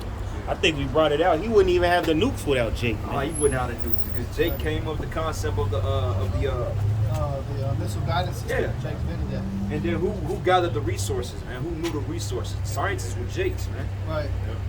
Same thing with Ford. You know, a lot of those Henry Ford, it came out that a lot of the shit of the Ford Motors engine, he adopted it, well, he patented off a man of color, man. Right. So these devils ain't invent shit, man. They stole every damn thing. They got the Straight. audacity to walk over here like they running something, man. These devils got some fucking nerve, man. Proud for nothing. Right. I believe Nikola Tesla was a Jake. Yeah. Oh yeah, hell yeah. Free energy. A lot of his inspiration, Hell if yeah. you think about it, he wasn't really like in school like that. Ah. Like one of his concepts for the AC induction motor, he was just looking up at the sun. At the sun. And he was and his mother would always teach him about the scriptures basically. And he would always wonder if he was like philosophical more than anything. Probably was Issachar, man. Right. And he was so smart, he could literally visualize the entire invention in his mind without writing anything down. Yeah. He just have it in his mind and he could just build it. Same thing with Galileo, man. Yeah. Galileo had to be a chick. Yep. And another thing is like, look at how Esau discarded him, man. They took all of this man's inventions. They say, here, we'll fund you some money. He started doing like, he's like, oh no, you can't do free energy. And look at what they did to him, man. Shut him down. They made him look crazy. They started demonizing him. This is one of the most brilliant. This is a man who had a wireless light bulb in the 1915. You know, he was conducting electricity from one hand to another. People thought he was a magician. He was so smart. You know what I'm saying? But he just understood vibrations and frequencies.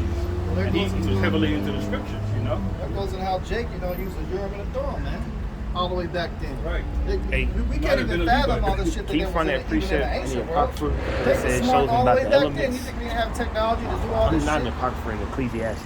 You know, Jake's intelligent because the scriptures say Jacob is what the former of all things. Just type in elements. So all these inventions we're looking at is Jake. The nukes, hey, Esau doesn't know how to kill motherfuckers with it. He damn near invented all the shit. Stoplight, Israelites, man. The cotton gin, Israelites. The car motor, the train engine. All Israelites, man. All Jakes. Oh yeah, there it is. What scripture is that? This is Wisdom of Solomon, chapter 7, Oh, wisdom.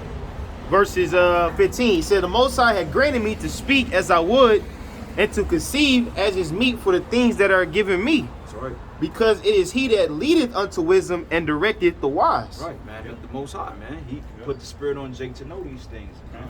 Versus Esau, he got to steal it. But hey, like I said, we came out here. We didn't go to college to learn these scriptures, man. Right. The Holy Spirit hopped on us. Yeah. We opened the book, studied. You know what I'm saying? And then it just all clicked. Yeah. It's like, you know what? It's like even brothers' study habits are different. But even within that being said, brothers still caught on and grasped the concept, and now they have the foundation that's down pat. It's like it's in you. It's already been in you, but it's like something being reactivated, man. Right. Because when you look at yourself from 5-6 years ago, wherever, how long you came into the truth, you see a total difference. Right. You know? Yeah. It says, Wisdom of Solomon 7:16. For in his hand are both we and our words, all wisdom also and knowledge of workmanship. For he hath given me certain knowledge of the things that are, namely to know how the world was made and the operation of the elements. Right. So, hey, he had the understanding of it, man, because the Most High gave it to him. That's why when the Most High told him, he says, look, note these things in a book and you declare this, and thou hides this. Because when he went up there to the chariot and got the commandments, it says he kept them bound for a little season. That's when the Most High was revealing to Moses all the things of creation, how the world formed, how it was going to end. You know, he understood that. How you think the first 5 books were written? Right, People say, right. well, how can Moses write the first 5 books when he wasn't even on the scene? He saw it all. Well, the Most High gave him, and he was on the scene then. God. Moses was on the scene then. Moses saw the end. Yeah. So it's the same thing with this understanding and this truth. The Most High, he puts it in our spirit to know it. Yeah. You know? It goes into that. I'm gonna read verse 17, Wisdom of Solomon 7 and 17 again.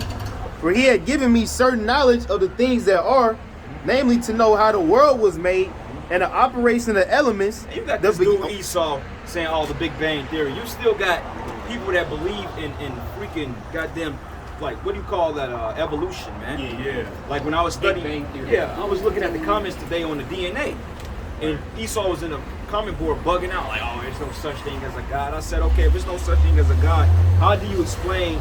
Well, who come up with the concept of evolution? Because it is a concept of evolving. People evolve every day, but not the way they talk before. Yeah, So, apes. yeah, so if you're looking at DNA on how strands change and how it's basically a computer system of itself and it's constantly creating, constantly moving, like the heavens, constantly being created, how can you explain that out of nothing? Right. It had to come from some type of intelligent design. Shit just don't form on its own, man. It ain't like mold, and even mold has a conductor of it. You know? Mold come from somewhere too. It ain't just form out of it. It's an actual substance, man. And it's all in harmony. And the Most High put it in a way that he Most gave High made Esau something like mold, man. Yeah. He gave Esau the ability to be able to see more than ever. But the more Esau can see, the more questions he has, man. Because first he had an idea how hormones and stuff work in the body. Then he's able to zoom down and look at molecules. And he thought he had that understood. But he gave it zoom down even further, and he just had more and more questions. Right. You know, every time he goes in, he's more and more confounded, you know?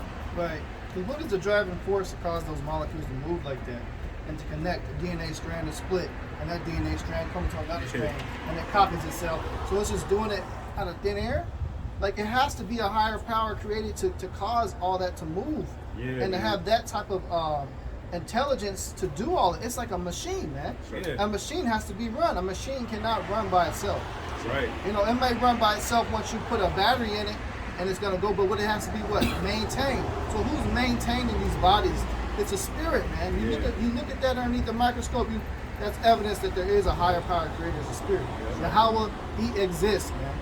Right. That's what his name means. That's right. Wisdom of Solomon 7 and 17 again. For he had given me certain knowledge of the things that are, namely to know how the world was made and the operation of the elements, the beginning, ending, and midst of the times.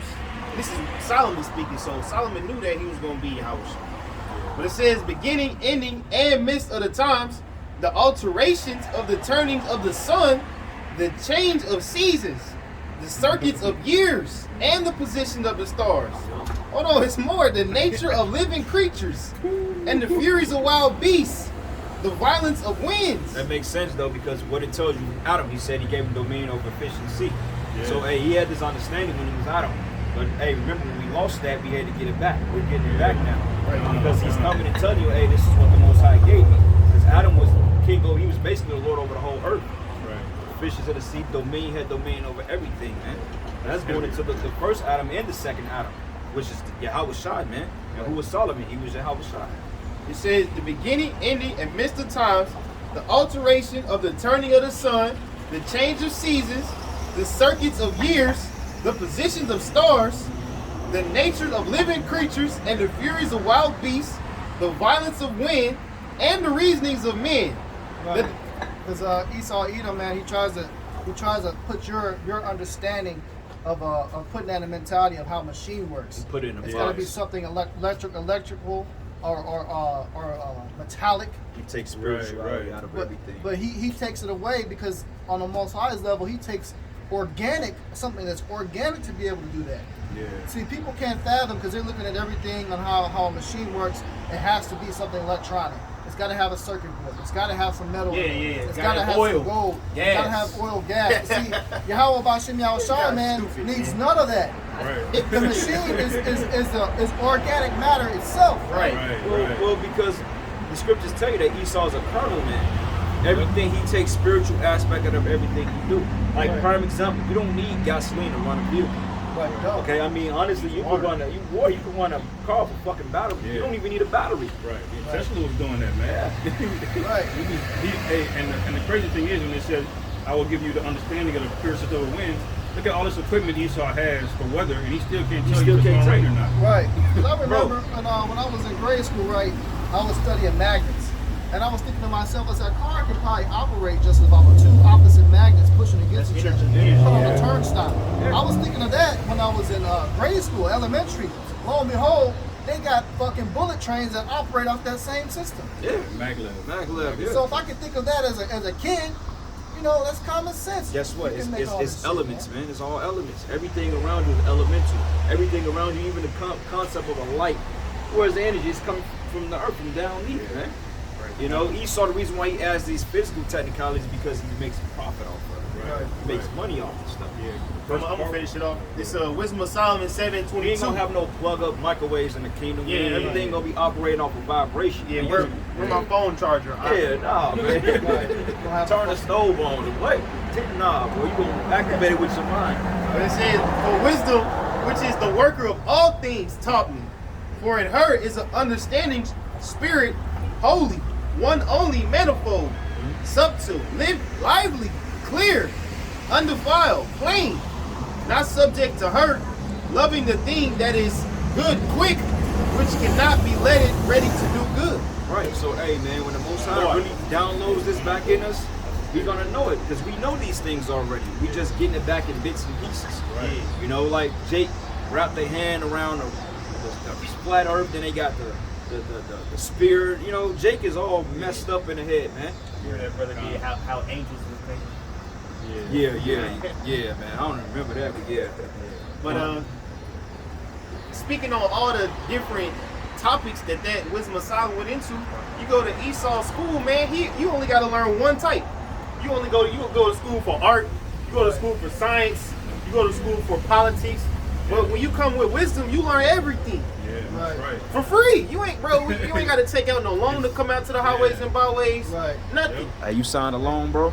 No, You gotta pay that shit back? Nope, I paid tights. And right, and the beautiful thing about it, man, it's a catalyst for more additional knowledge, even outside the scriptures, man. This is like the beginning foundations. You start reading this, you start leading key points, like for example, the stones, right? We read about the breastplate of Aaron. the ephod, the Aaron breastplate, right? It's got the 12 stones. So that raises your curiosity. All right, what does this stone do that's in this breastplate right here? You look it up. I remember my grandmother was telling me how there's a North American Indian doctor. He would take a specific piece of stone or quartz, and he'd be able to tell you whether or not you had cancer just by putting that stone on a certain part of your body. You could diagnose shit. So that's the Esau. Hey, Esau, according to Esau, you got to go to a doctor, a physician of no value, to put in chemotherapy and diagnose you with some shit. Yeah. When the Lord created certain things out of the earth that you can just pick up and find shit out like that. That's the power behind it. So we brothers always say, you know, these stones that we wear, once we tap into that right-hand side spiritual energy and we're given that knowledge, these shit's gonna start glowing, man. Yeah. So when you think about it, everything on the earth has a purpose. Every animal, even animals, like, what the hell did the Most High create that? But when you look at it, it's got all these integral, like, connections of how it works in the ecosystem, man. Right. You know, and that's no different than trees. They have different purposes. Stones, we're gonna understand that too. You know, these aren't just, you know, For look. pointless. You know Yeah. what I'm saying? There's a purpose to everything the Most High creates. Man.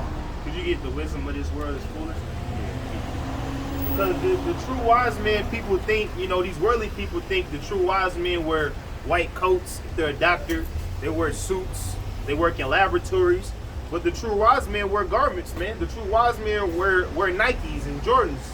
But it's all about the wisdom of YAHAWASHI. God. I got a precept to back you up. This is 1 Corinthians 2:13. It says, which things also we speak, not in the words which man's wisdom teacheth, but which the Holy Ghost teacheth, comparing spiritual things with spiritual. Right. And if you don't understand, if you don't have a spiritual understanding, you're not going to understand anything, man. Read that again. That's heavy. I like that. It says, which things also we speak, not in the words which man's wisdom teacheth, but which the Holy Ghost teacheth, comparing spiritual things with spiritual. Right. So brother could have a basic example, but it'll click like that. You know, when you go to the Christian church, you'll leave with your head scratching. Right. You know, if you was really, you know, what it say, spiritually discerned, you'd be like, oh, that don't make sense.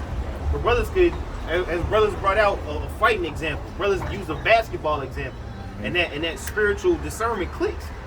Right, because it's that knowledge of the spiritual aspect what the Lord's going to give us is that tool to unlock that machine of living organisms that we were talking about. Because Esau has understanding of mechanical shit that he makes out of Yahawah's creation. But to be able to tap into Yahawah's creation itself, the understanding of the elements, and it's all spiritual. So once you tap into that spiritual and you're given that gift, it's a wrap after that. Run that scripture back again. This is 1 Corinthians 2 and 13. Let me see, hold on. All right, I gotta go back a little bit further. Verse 12, it says, now we have received not the spirit of the world, but the spirit which is of Yahawah. Right. That we might know the things that are freely given to us of Yahawah. Right, like the brother said, we can take a loan to come out here. This information is free. But you see, everybody can't receive it, man. Because if everybody can receive this information, they would be out here doing this. They're not. Right. Like I remember a couple years ago when that Edomite lady came up to us, she said, you guys have been out here every week, even in the wintertime. She said, what are y'all, you know, y'all must be doing something. Y'all stand for something. She said, I see y'all every week out here, even in the cold. I said, well, because we are possessed to come out here. It's a righteous possession. Yeah, I remember talking. You know? We are, we are. Yeah. But the things that are freely they're given is a whole lot, man. Because remember, like in the early days, you know, on the GMS Chicago videos, they was debating scholars and cutting them. Right.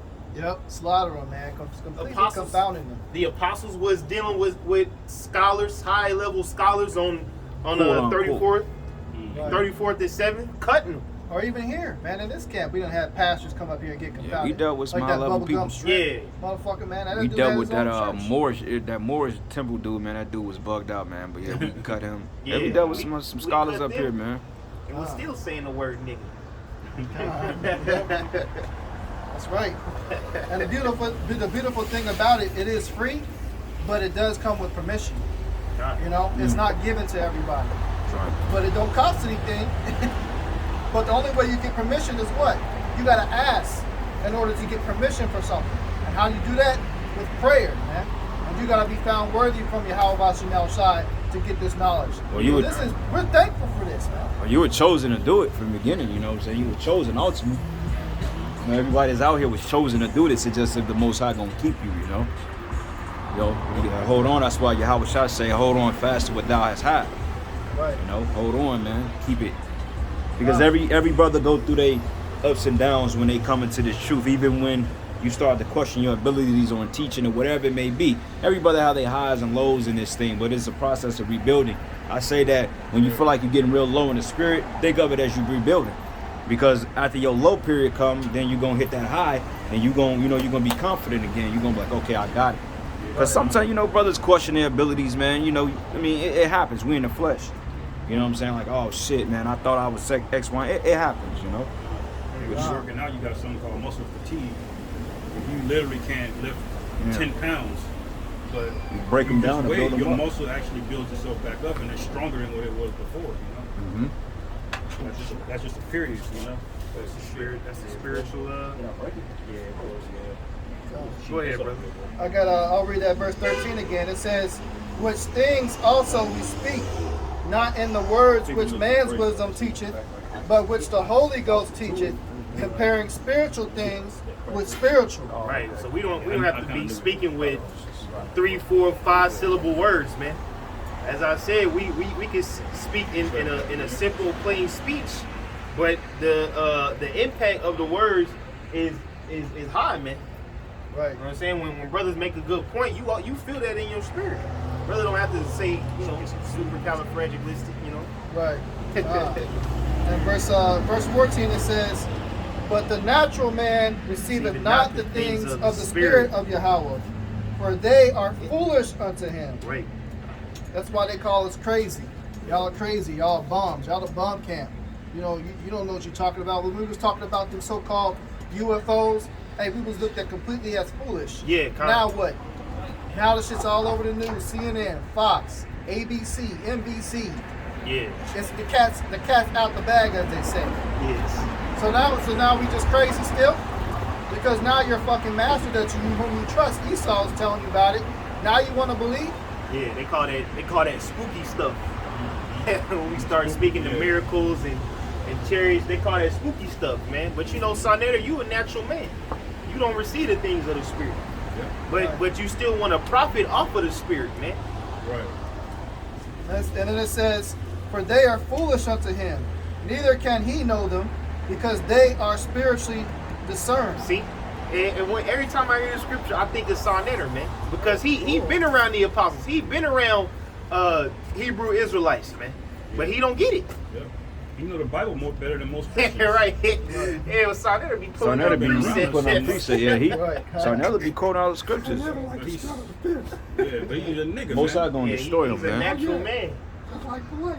Yeah, he's Most High gonna destroy him, man. Nigga, Hey, Frankie, that's his name, Frankie. Right. Frank. Y'all gonna bring Frankie out.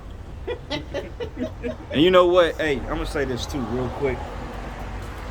Alazar, hey man, the Most High is gonna destroy you and your fucking congregation, nigga. For one thing, for you to say that King David is gonna be an ordinary man, who the fuck do you think you are? Who the hell do you think you are, man? You know, but see, that's why we say this guy's Absalom. Because guess what?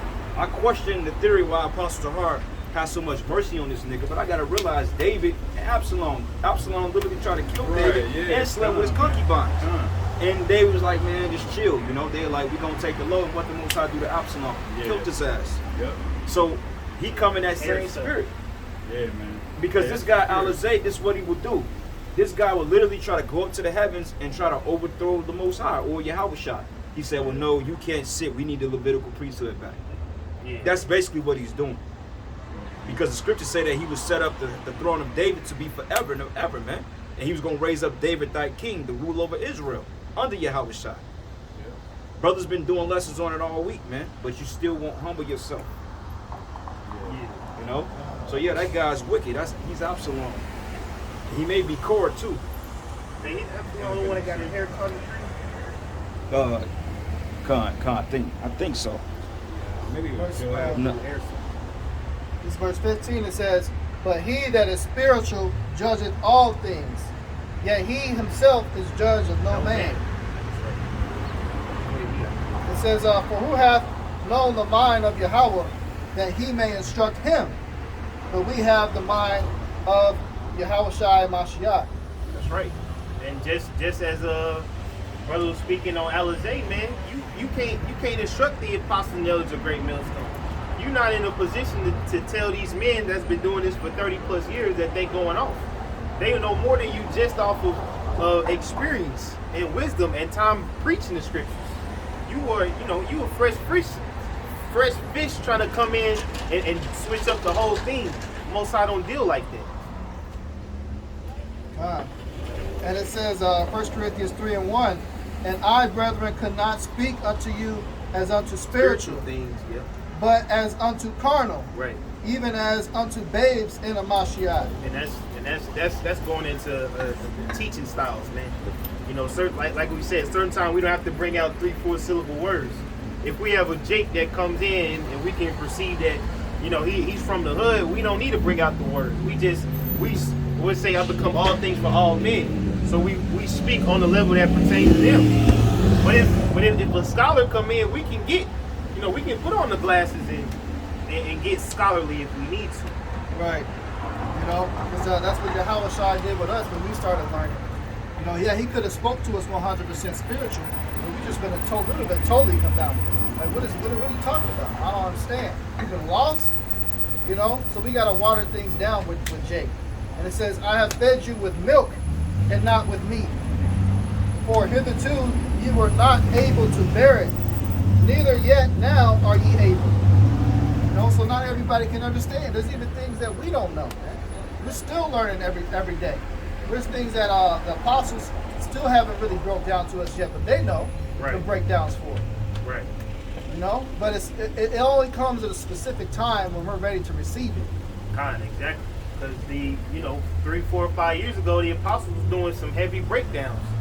But now, we just basically be covering the milk because that is what builds faith, man. In these last day and ages, that's most important, especially as we brought up beginning the camp with Northern Kingdom, man. Right. A lot of brothers that that do lessons in Spanish, they cover milk. God, they go into It's it. about the sincere milk of the truth, man. That's what a lot of these guys don't understand. I wanted to bring this precept out. This is the book of Sirach, 28:9. It says, "A sinful man disquieted friends and make a debate among them that be at peace," man. Alizé.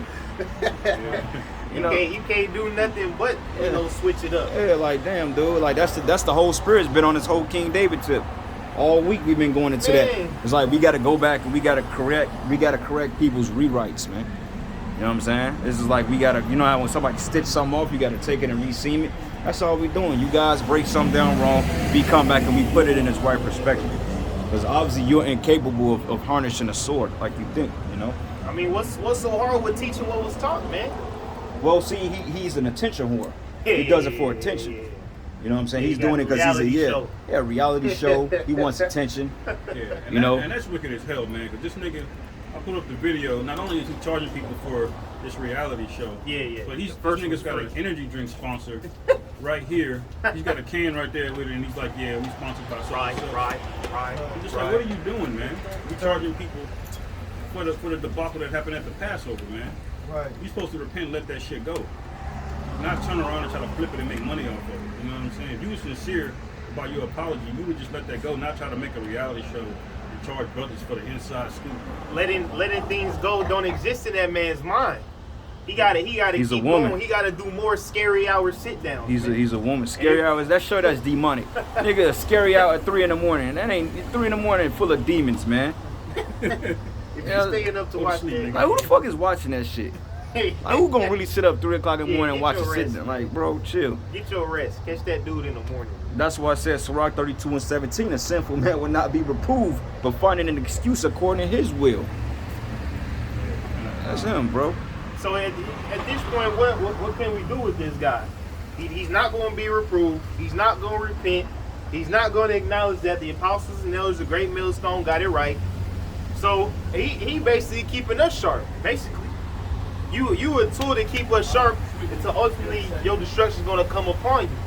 Because you don't want to take off your new era fitted when you prophesying. You know what I'm saying? Your camp is pulling out guns on Esau in Arizona, man. You completely out of order. You gotta appreciate it. Yeah, about That that. dude's a ticking time bomb, man. Yes. Something bad finna happen to that boy, man. It's a car.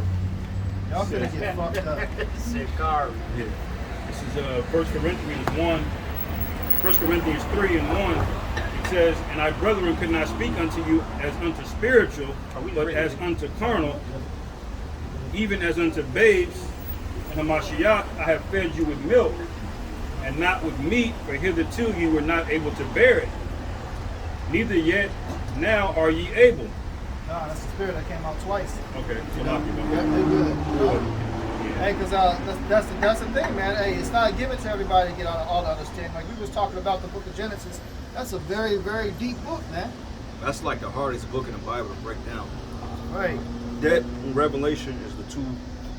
Honestly, Genesis, the first 5 chapters of Genesis is probably like the hardest books to break down. God. Honestly, because the first day and the second day, you gotta understand those take place within 1,000-year periods. They ain't just 1, 2, 3, 4, 5, 6, 7. Those take place over increments of time. You know what I'm saying? So it's very, very hard book to break down. You know, the average person, like a Christian, they think that the Genesis, the first chapter, is talking about the Most High. The Most High didn't come into the book of Genesis to the second chapter. If you ever notice when it says the Lord God in all caps, that is translated into YAHAWAH powers. You know what I'm saying? God's in lowercase G, lowercase OD, that's the word YAHAWAH, which means powers. You Right. Which goes into the angels that were the chains of darkness, which is the Israelites Us today. and YAHAWASHI, yeah. You know? Because YAHAWASHI, he's an Allahayim, he's a form of the power. What proves that is John the 1st chapter. Nah. So that's heavy. You know, that goes into those spiritual things and spiritual conversations, which we know you But see, might be given the gift to get the breakdown. but see, Jake's problem is Jake want to be entertained, man. Jake like to be entertained. You know, they like when we get on a woman. They like, you know, we doing cookouts. So, Drama. Yeah, you know, that's why the whole black conscious community, they was trying to, you know, incorporate the Israelites into their whole platform because they wanted money off this thing, man. Yes. That's the only thing that get views on Signator channel is Israelites. Yeah, if he mentioned Israelites, he getting all them views. And nobody watch this guy no more, man. He's an afterthought. Came out, the nigga had lupus and all this other shit, man. Everybody watch you, bro. Yeah. Right. You know, and everybody seen how polite was your brother, and all of a sudden how you with him and you ain't with him. Man, you dudes are all over the place. Y'all don't understand the embodiment of brotherhood. Nah, hell no. Y'all are not brotherly at all. These are the same niggas that eat at the same table and steal from each other the next minute. Oh yeah, crime, man. Especially ISUPK, man. You will let Signator hang around you, but when he gets back to this little studio, he's shitting on the Bible, man. He don't have no faith. He don't believe in nothing like that. But you'll still let him come around and put a camera in your face, man. Because Yohana is not a Bible. He's not about the Bible. Yohana is just a nigga, bro. He's about black. Give me one time Yohana ever went into the scriptures. He don't really go into this. He don't know the scriptures. He just like to talk, man. He just a loud mouth, screaming.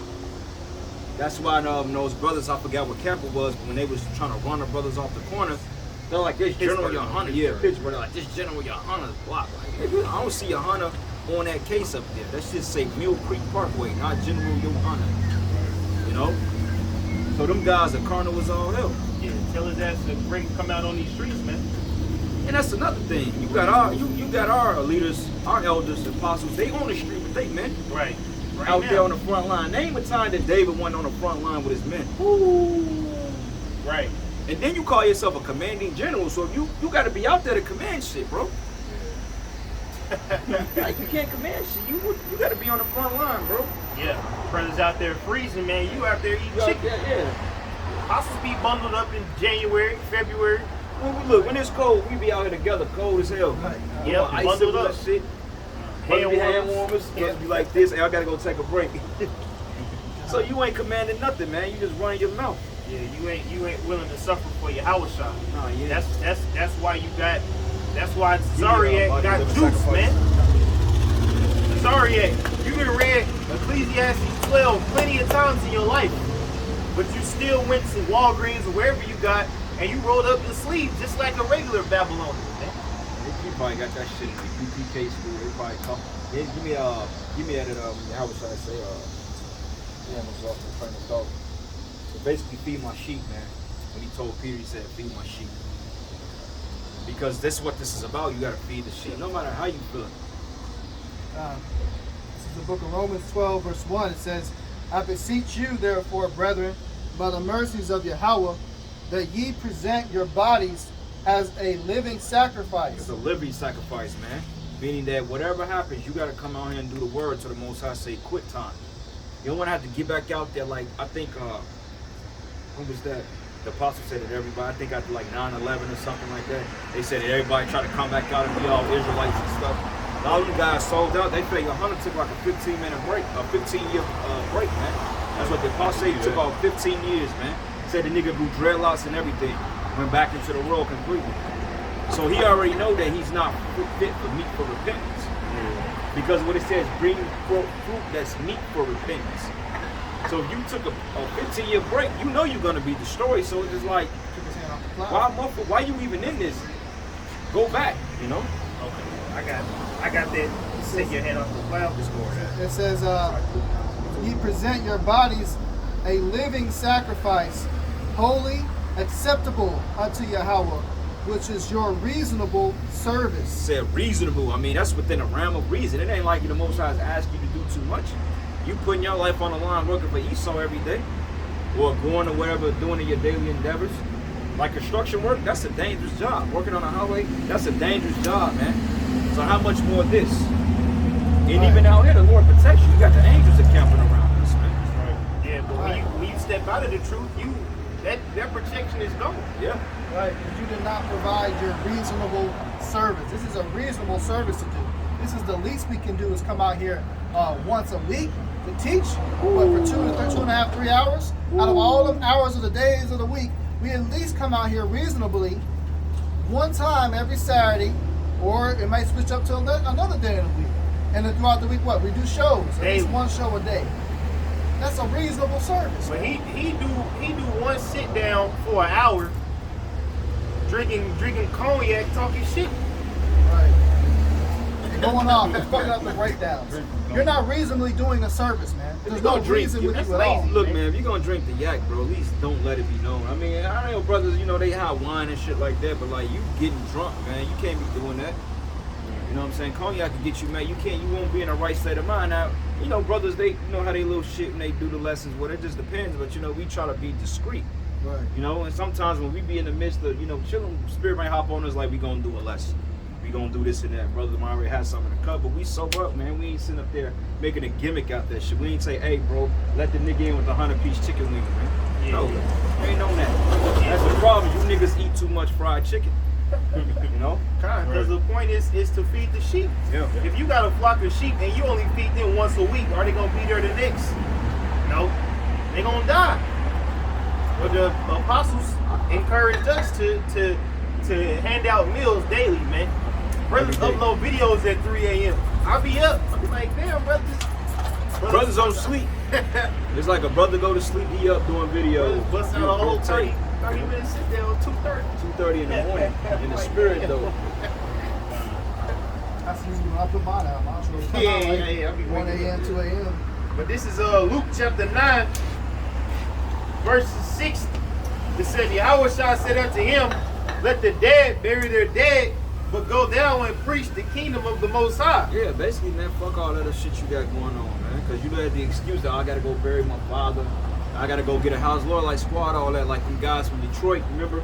Dude was like, man, I had to buy a house. Yeah. I got to take some time off. Nah, squad that, man. Lord said, go out and do the work. It's time for all that stuff. And he's so righteous to the point, he give you time allotted to put things in perspective. Man, you ain't going to just be in the spirit 24 hours, 7 days a week. No, it don't work that way. But you have the ability to tap into the spirit when you need to be. Like any brother can harness the spirit when they need to be. Like I can just be sitting at home and not doing shit. The spirit can come on me like, you know what, I'm finna do a lesson. And if the spirit ain't there, I know I'm like, this ain't vibing right. I'm gonna chill. You know? Yeah. Go ahead. Sometimes you burning on When it's burning on you, gotta get quick. Luke 9 and 61. And another also said, Lord, I will follow thee.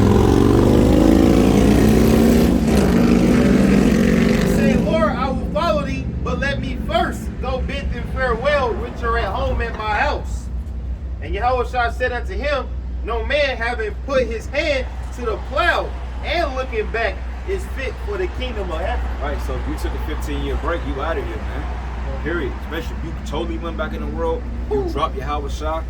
You know what I'm saying? Too much time, bro. That's a fucking quarter of a life, man. If that. We were never sincere in the first place to want to do that. Because like the brother said, hey, we're possessed to come out here. I don't feel right if I can't make it to camp. I don't feel right if I'm late to camp. We want to be here. We want to be here. I don't feel right if I go to bed and I forgot to do a lesson. Hey, I'm getting up in the middle of the night. I'm pushing that shit out, man. There's been plenty of times I woke up out of sleep. I'll fall asleep tired as shit after work. Wake up. Oh, shit, I got to do a lesson. Put a show out. You know? You're supposed to have that type of conviction to continue to teach to wake up our people. Oh, integrity, man. That's right. That's something that this nigga don't have clearly. Is integrity. No. You don't have reason and you don't have integrity. You're just a fat nigga that love eating chicken, looking to get paid, and using the breakdown that you were given all those years ago to get paid off of that. Have a lot of breakdowns. You ain't even break it down right now. This is Luke chapter 11, verses 23. He that is not with me is against me, and he that gathereth not with me scattereth. That's right, man. So if you ain't with YAHAWASHI, then you against it, man. You can't come up your own way. The scriptures say, hey, any man that come through any way, the same as a thief and a robber. You have to do this thing the way the Lord says.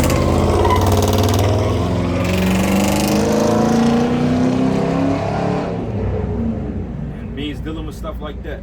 That's just part of the battle, man. It's all types of distractions. You gotta stay focused. And you not focused. You trying to take as many people to hell with you, man. Because you know when the missiles come, you know you're done. Telling people to go get the jab, and you got this guy Tazara Quack that's saying I only did it so my people wouldn't be scared. For one thing, nigga, you're not supposed to be promoting that bullshit anyway, man. Right. You're supposed to be telling your people we're the Israelites according to the book of Leviticus, man. You're not supposed to get anything under your skin, bro. Yeah. That's off, man.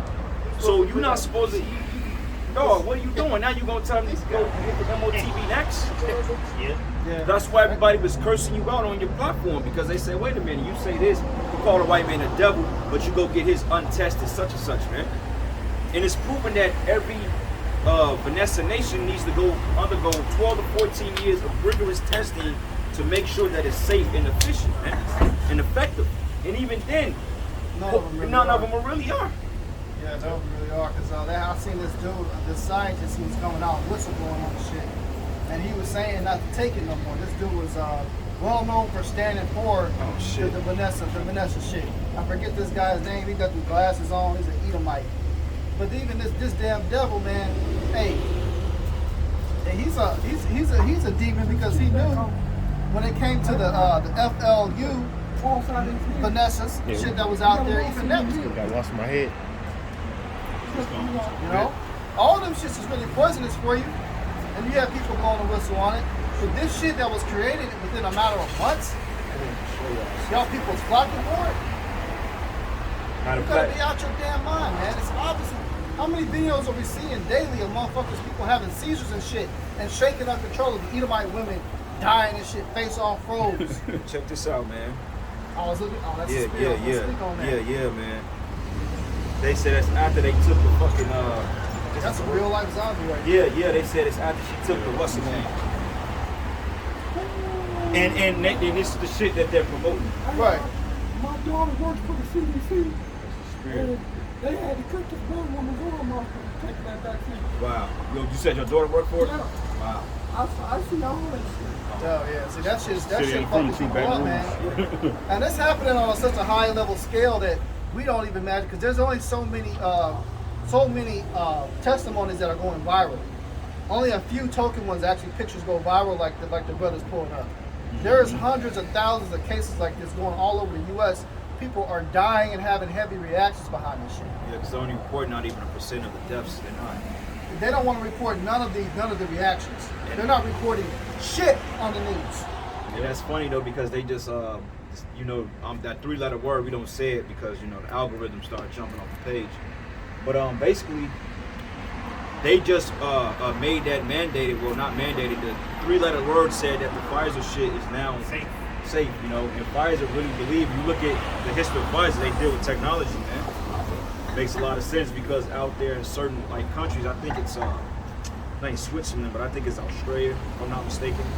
They basically are being tracked through their phone. They have to give up credentials to their phone to make sure that they can travel and all that shit. Yeah, that's right. Yeah. Which is leading to the what, man. Yep. And then they're talking about taking people's phones and their media accounts that's not dealing with it. We're extremely close, man. We so damn close. Because once they come out here and say, hey, we need, what's gonna trigger all this shit is the fucking Vanessa cards. As soon as them Vanessa cards begin to be plagiarized, and they start cracking on that, they coming out with the Pentagon came out with the CHIP. The news broke out. A Instagram model got caught selling 200,000 virginity cards, man. Because the Most High is cold. He's gonna make this shit till you can't fake it, till you make it no more. It's either gonna be you got faith or you don't. Right. You gonna have faith or you don't, man. All the time it's been a gray area in this society. Not no more, man. The Most High, you either blue, you either out or you cold. Right? And a lot of you jakes, you gonna fall. Right. You read it out. Somebody give me Ezekiel 33 and 33. Yeah, that nigga that's telling people to go take the Vanessa, and that's a prime example of being weeded out, man. Those that ain't got no faith. Because those are going to be the main ones that's going to be pushing, the CHIP, man. Well, your hunter already said he was going to take it, because you want to eat and he going to eat. Right. This, yeah. Wow. This is Ezekiel chapter 33, verse 30. Also, thou son of man, the children of thy people still are talking against thee by the walls and in the doors of the houses, and speak one to another, every one to his brother, saying, Come, I pray you, and hear what is the word that cometh forth from the Lord. Right, because you got Jake, man, they come out, they want to hear what the prophets are saying for entertainment purposes. Let's see what they're going to say today. Like the scriptures say, we'll offscourge you. Like when them guys like Polite and them, Sarnetta, they was coming down eventually to the apostles, man, just to gainsay. Yeah. Mm-hmm. Why y'all ain't never coming to the debates? We're not coming to no damn debates, man. Man, especially when the apostles on 34th and 7th, man. Used to have niggas just come up there, like you said, for entertainment, playing. Right. The scriptures say, answer not a fool according to his folly. Right. And that's all your niggas is about, folly. You're here talking about false ass breakdowns that make no goddamn sense. And you're looking there to play around and entertain. You playing with the Lord, man. You playing. You got your women up all in the fucking congregations and shit. Yeah. You got bottle service girls and stuff. Why would we want to be associated with any of that? Concerts at the Passover. What type of edification is wrong with that? You niggas are about hanging out and drinking and getting paid and getting laid. That's all you care about, man. It says, and they come unto thee as the people coming, and they sit before thee as my people, and they hear thy words, but they will not do them. Right, they hear the words, but they not really doing the words of the Most High, man. They sit there like, oh yeah, we cool, they shalom you and all that stuff, but they go home, they doing their own damn thing. You know what I'm saying? A lot of you dudes out there. Like, and it's gonna get real heavy too, because in a short while, once all hell break loose and they start really cutting this word, that's when a lot of these jakes gonna start coming up here. Oh, what's shalom, brother? Look, I'm gonna tell you straightforward. Any of you niggas that look like you Old Testament, you come in the Old Testament, or one of them back alley Facebook nigga spirits, you out of here, man. We not even dealing with you. Right. I'm gonna tell you straightforward. 90% of you niggas is gonna come up at the last second. You gonna get turned right around. We're not fucking with y'all, man. What was y'all? Look, we've been out here. Me personally, I've been in the truth 10 years. So I ain't seen none of you cats out here. None of you cats, man. So all that bullshit, no, you ain't getting that over us. But brother, I would just, bye, beat it. Have a nice day. And if you want to take it to another level, the Most High may just have an angel to fuck you up, man. Yeah, especially Because Jake want to get carnal. And you come and get carnal with the prophets in that time, man. The Most High gonna fuck y'all up, man. Right. Hey, with a damn lightning bolt, chariot strike. Right. I was gonna say, especially in this city, everybody know where this mural is. Oh yeah. Everybody know where Westport is, so it's no excuse. This place is small as hell. Yeah. But it says, hey, nobody in this city never had a problem finding us when they wanted to. That's the thing. Hey, that's it. I mean, look at all the cars driving by. This is hundreds of thousands of people per camp that's driving by, that see us week in, week out. A lot of these people coming out for here for whatever, they eating and shit, or they working, they in transit. All of them they drive by, every last one that drive by is turning and looking at their heads over here. Yep. So you all are without excuse. I want to seek them a little early. Ezekiel 33 and 31. And they come unto thee as my people coming, and they sit before thee as my people, and they hear thy words, but they will not do them. For with their mouth they show much love, but their heart goeth after their covetousness. Hey, and that's Alizé, man. Alizé is good with the precepts, but when it comes to actually walking in the spirit, he's a failure, man. Because the scriptures say you ain't supposed to boast yourself, man. How come every thumbnail is your big head ass, man? Right. That's just carnal as hell, man. That's a lot of self-worship. Well, he promoting himself, man. That's all. Man, nobody wants to look at your ugly ass face anyway. You gotta be selflessness in this thing, man. That's another thing too, man. Brothers gotta stop trying to brag on your fucking self all the time, man. This shit is bigger than us. They got a spirit of speaking on yourself too much, man. I mean, we do it for edification, but even myself, I try to chill that shit, because it ain't about me. It's about YAHAWASHI, YAHAWASHI, man. I'm just a vessel he's using. You gotta adopt that selflessness mentality, man. Because at the end of the day, we all eat, breathe, shit. And, hey, man, brothers, we're very, Most High can send us back to the spirit role like that, man. So, we just got to play the low role, because these other camps, they not going to do that. Because we don't even out here just really, talking about the prophecies going into the mysteries, etc. They're not. know, so we got to remain on the path of humbleness too. We come into some merciful times, man. You got something, brother? Yeah, I just had a Revelation 3. Yeah, go ahead. It's Revelation 3 and 15. It says, I know thy works, that thou art neither cold nor hot. Thou wert cold or hot. So then, because thou art lukewarm, Shalakia, neither cold nor hot, I will spew thee out of my mouth. Right. So, hey, that's the thing. The Lord, he's spewing a lot of J. Look what happened to Nas and them, man. Nazariah and them. The Lord got rid of them guys, man. They totally changed the doctrine up. They totally switched the doctrine up, man, and now look at them. They out there looking bad. They barely go out anymore. You got this guy, Tawabia, that came up with the damn rap videos. Nigga, you ain't been on the highways in 5 years, bro. 5 years, man. Now all of a sudden you want to come out with some weak-ass rap video? Go take a back seat somewhere, man. What about you, Ayatanya? Where you been at? You didn't have to lead a GMS Chicago. What you do, being a fucking follower, man? You follow Nas and right up out of the truth, bro. What about you, YAHAWAH? Big bro, where you been at, man? Talking about Nazariah is the best thing that's happening for this city right now. Nazariah left niggas out to dry, man. You doing Wendy Williams shows. Yes. So you all full of folly and madness, all right? So have a back seat. Wait for the missiles to destroy all you guys out there. All right? He's the best thing to happen. He's a big fuck out of here, man. What niggas, man? Facts. Go ahead, brother. That was it. Go ahead. It's the book of Isaiah 64:6.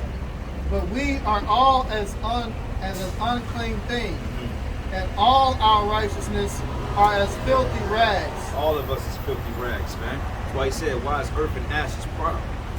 At the end of the day, you didn't come into this because you wanted to. The Lord chose your ass to come in this, man. Right. So there ain't really nothing you got to say. You just need to be thankful that you're able to do this. Right? Which one of you niggas was born without any sin and not doing anything fucking wrong your whole life? I mean, go into the way you was living your life before you found out about being an Israelite. That alone, all the acts you did, you're worthy to be killed. You're worthy to be put to death. You know what? And that's funny you say that, bro, because honestly, I want to say that outside of YAHAWASHI, the only man that was found blameless really was Daniel, man. If you really think about it, nobody had anything bad to say about it. I mean, we tossed in a den for not bowing down to the image, but prior to that, Daniel didn't have a blonde on his name. He was on a high level because it tells you Shadrach, Meshach, and Abednego, they were of the royal stock of David, man. And Daniel come out of that line, so they was on a fucking high level. Right. You know what I'm saying? If anybody had bragging rights, it would have been those men. But even then, Daniel took a look. So we got to show forth that example even more. Yeah, Daniel knew he had to come back and do more work. Yeah. The work wasn't over in just their lifetime. Yeah, and he didn't have the power over the Babylonians at that time. You know what I'm saying? Or the Persians. He didn't have the power over them dudes. They wanted to put him to death, they could. So he got thrown in the lion's den. What could he do about that? Pray to the Most High. You know what I'm saying? So he couldn't deliver himself out of it. This thing don't stop till we on top, man. They have one. Right. So, with that said, man, all of you, you're supposed to feel some type of way every once in a while. You do think about the shit the way you used to live. Like, damn, I was fucking wicked. I ain't shit. Sometimes it's healthy to check yourself and remind yourself of that. Because you don't want to be like this nigga Alazar who just is chief almighty, can't do no fucking wrong, and the fucking king of all the fucking Israel right now. You're proud, man. And you look like a damn fool. It's an embarrassment to our whole nation. And it says, and all our righteousness are as filthy rags, and we all do fade as a leaf, and our iniquities, like the wind, have taken us away. And that dude's such a fucking hypocrite. He just sit up there once he gets called out on bullshit and caught red-handed like he did on the Passover. All of a sudden, you guys are ridiculing me. You judging me and shit like that. All of a sudden, they want to play the victim. Fuck him, man. He's done. Let him be destroyed. I'm tired of talking about him anyway, man. He ain't nobody anyway. Let that guy dig his own hole, man. Like poor Dathan and Abraham, man. He's gonna fall The Most High gonna swallow all them guys up, man. The only one that may have some type of a fighting chance is this guy, Assad, man. That's if he wake up. Because honestly, I don't think Assad really clicked with that dude. There's something in his spirit is totally different. But you know, we'll see. We'll see. Yeah, You know. This is Luke 11:23 again. He that is not with me is against me, and he that gathereth not with me scattereth. When the unclean spirit is gone out of a man, he walketh through dry places, seeking rest and findeth none. He saith, I will return unto my house which I came out. And that house is your mind, it's you. You know what I'm saying? So when you come into this truth, you are baptized with the word. So all those old habits or anything is lifted off you. And you have the Holy Spirit that replaces it. Yeah, hey, the demon find that house back on the market, man. Yeah, That was on the market, on the listings. He hit up fucking Platinum Realty. Oh yeah, it's for sale, cheaper, buying it. When the unclean spirit is gone out of a man, he walketh through dry places, seeking rest, and findeth none. Right, because it's looking for a body to inhabit. They really want to come back into you. Like them demons, man, that was on your ass. They're in the cut. They back here looking at you right here. Go ahead. Go ahead and hit that blunt. Go ahead and do that adult. Go ahead, man. Hey, that's real. Yeah. And that's the temptation that comes with it. You know, especially if you fresh in the truth. Like, man, you know. Get your ass right out of here. Yeah. But it says, seeking rest and findeth none. He saith, I will return unto my house whence I came out. And when he cometh, he findeth it swept and garnished. And that's the Holy Spirit. That's God is swept and garnished. You say you clean with the word, man. But it says, then goeth he and taketh to him 7 other spirits more wicked than himself. He went to go get the homies with him. He said, man, he upgrade. He said, hey, bro, you finna throw a housewarming. He upgraded, like, hey, man, they finna crash your couch. They finna do all type, finna throw your every righteous thought you had is gonna be out of there, man. They gonna throw the new sofa out. They gonna throw the new, the script. They gonna throw everything out of there, and they gonna come and pollute it. Yep. You know, the turkey bacon. They gonna throw that shit out and put the pork back. Chitlins gonna come back, man. The beef, the pork hot dogs. You're gonna be all messed up. And what the brother's describing is that worldly estate you have before the truth, you get worse, man. Yeah. Prime example, that dude Mike Venus, Malak Sharp. He was starting to get tattoos. That's where it started. Then now he want to be a rapper. Now this nigga got green hair. Yeah, he got green hair. Mike man. Venus. He out there bad. But this, hey, read it again. Luke 11:26. Then goeth he and taketh to him 7 other spirits more wicked than himself, and they enter in and dwell there. And the last state of that man is worse than the first. Well, there ain't really no bringing him back after that point. The Lord kind of just gave him up, washed his hands up, like, hey, be done with it, man. You done. Like Malak Sharp, prime example. He used to go out there. You know where that started from? His hatred for the head brother. You said better if you know not the way to run. Hebrews 6. Hebrews 6. Yeah, like with his alt comes in because he had alt with the head brother Ashiar. He never let that go. So those demons in him, it festered over time. And when he got kicked out of the camp, he didn't let it go. He was going out for a minute, and doing his thing. But after a while, he didn't forgive. He didn't forgive, and he didn't let it go. So those demons of hate and envy entered back into him. Right. Before you know it, he just became a truck driving sloth, man. Rapper with green hair. Yeah, I mean he looks terrible, man. Yeah, smoking. Call him garbage, cursing the apostles out, all types of shit. You fucked up, nigga. Right. So yeah, bro, you out of here. Most High gonna punch your clock. Especially, and that's a bad time to be falling out the truth, especially when the prophecies are coming to pass. Fuck that shit. I mean, I don't give a damn how weak you give. You hold on to this truth, remembering one precept, you still get that crown, man. Yeah. Straight up, bro. I'd rather hold on to one precept before I lose them all. Yeah. I think that's in the apocrypha. Yeah. Where man that knoweth little. Yeah. Like shit, man. You better off not coming to this truth than to obtain it and play around with it. and not taking serious and let outside influences take your crown. Like this thing is more than just coming out on the highways and byways. This is a life or death situation, as we always say. That's right. Go ahead, bro. Hebrews 6 and 4. This is Hebrews 6 and 4. It says, for it is impossible for those who were once enlightened and have tasted of the heavenly gift and were made partakers of the Holy Spirit and have tasted the good word of the Most High and the powers of the world to come, if they shall fall away, to renew them again unto repentance. I mean, this ain't a revolving door. I mean, once you get out, you can't come back in and continue your works. Yeah, you ain't the prodigal son, nigga. Seeing they crucified themselves to themselves the Son of the Most High afresh and put him to an open shame. That's right, man. So that's shameful. The Lord partook in the cross and the afflictions and so forth. The Lord take very offensive to that, man. You know what I'm saying? Because the Lord went up there and died for the nation of Israel, and that's basically pissing on his sacrifice. Yeah. You know what I'm saying? That's not cool. That's worse than like your woman you've done everything for and she still commit adultery on you. That'll hit you here. So the Lord like, man, fuck this nigga. Let him be destroyed. Right. You know? And that's the mentality you gotta have dealing with these people, man. The hell with them. Like I say, you guys as castaways or you guys that can't get it, I'd rather you than us. Straight up, man. That's my thing. I'd rather them than us. Hell yeah. Straight up, man. Because hey, when y'all fucking up, that makes our calling that much more solidified, man. Makes it much more promising, hopefully. It's just really up to you. Yeah. What you gonna do with it. And it's a good example as well Yeah. of what not to do. Because as much as we have apostles and elders as example of what to do. Yeah, the scriptures go into that. Like men, you got certain men, like you had the story of Bar Jesus, and then also you had the story of Judas. You got several men, Absalom, Korah, Dathan, Abiram.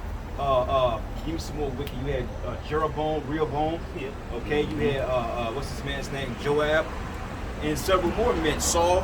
Yeah. You know what I'm saying? And you even had Eli. Okay, Most High broke his neck. Why? Because hey, he didn't condemn his sons. His sons were wicked.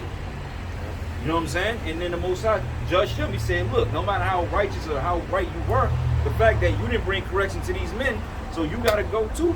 That's why the scripture said there's no respect of persons, man. Yep. You know? And not only that too, it's more of a testimony to how true the scriptures are. Yeah. Because some of you niggas is acting like exactly how you was in the ancient world. Yeah. You're all in your lots, like the IUIC cats and the Pharisees. Hey, All Sakari. day. That's evident. And the scriptures say that's a specific prophecy that we shall stand in our lot. That means you're gonna be doing the exact same shit that you was in the ancient world when YAHAWASHI got crucified. You're gonna be back reincarnated on this scene today, doing the same bullshit you did in the ancient world. This is why you get things that happen to you like deja vu and shit, or certain things you do or places you visit that just hit your spirit so heavy. Them IUIC cats, that's why they so obsessed and loving the fucking garments and the fucking Passover celebrations of turning up and kicking it. You know, the adultery amongst the organization between each other. Niggas with the lineups, all that shit. Making the house a den of thieves. Righteous men. It's a movie, it's called Infinity, man. It deals with reincarnation heavy.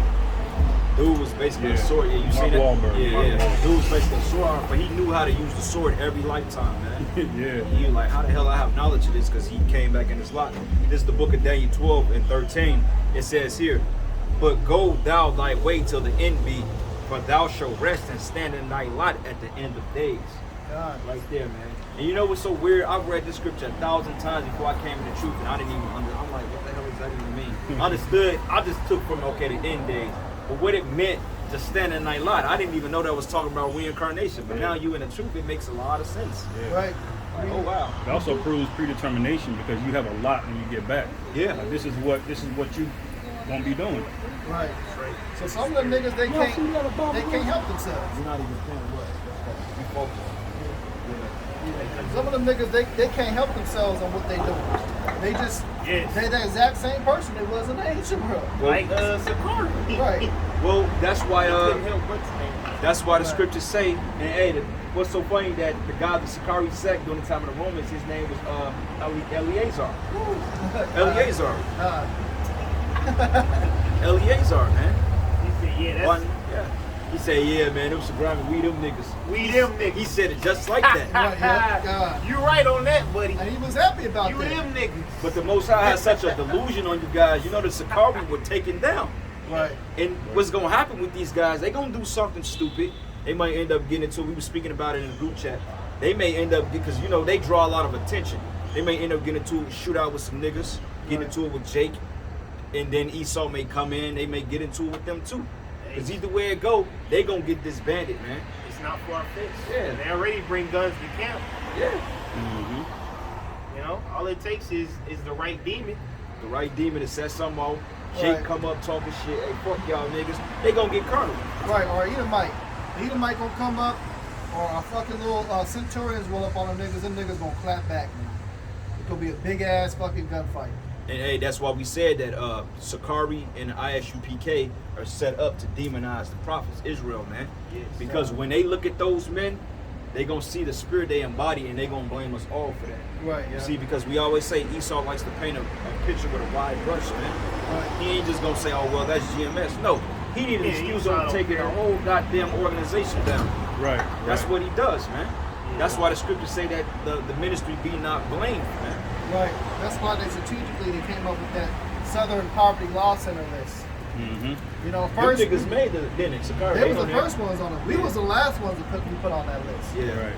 They was the first one, but what just associated with being a Hebrew Israelite period is it's going to be the exact same title as being identified and labeled as a terrorist.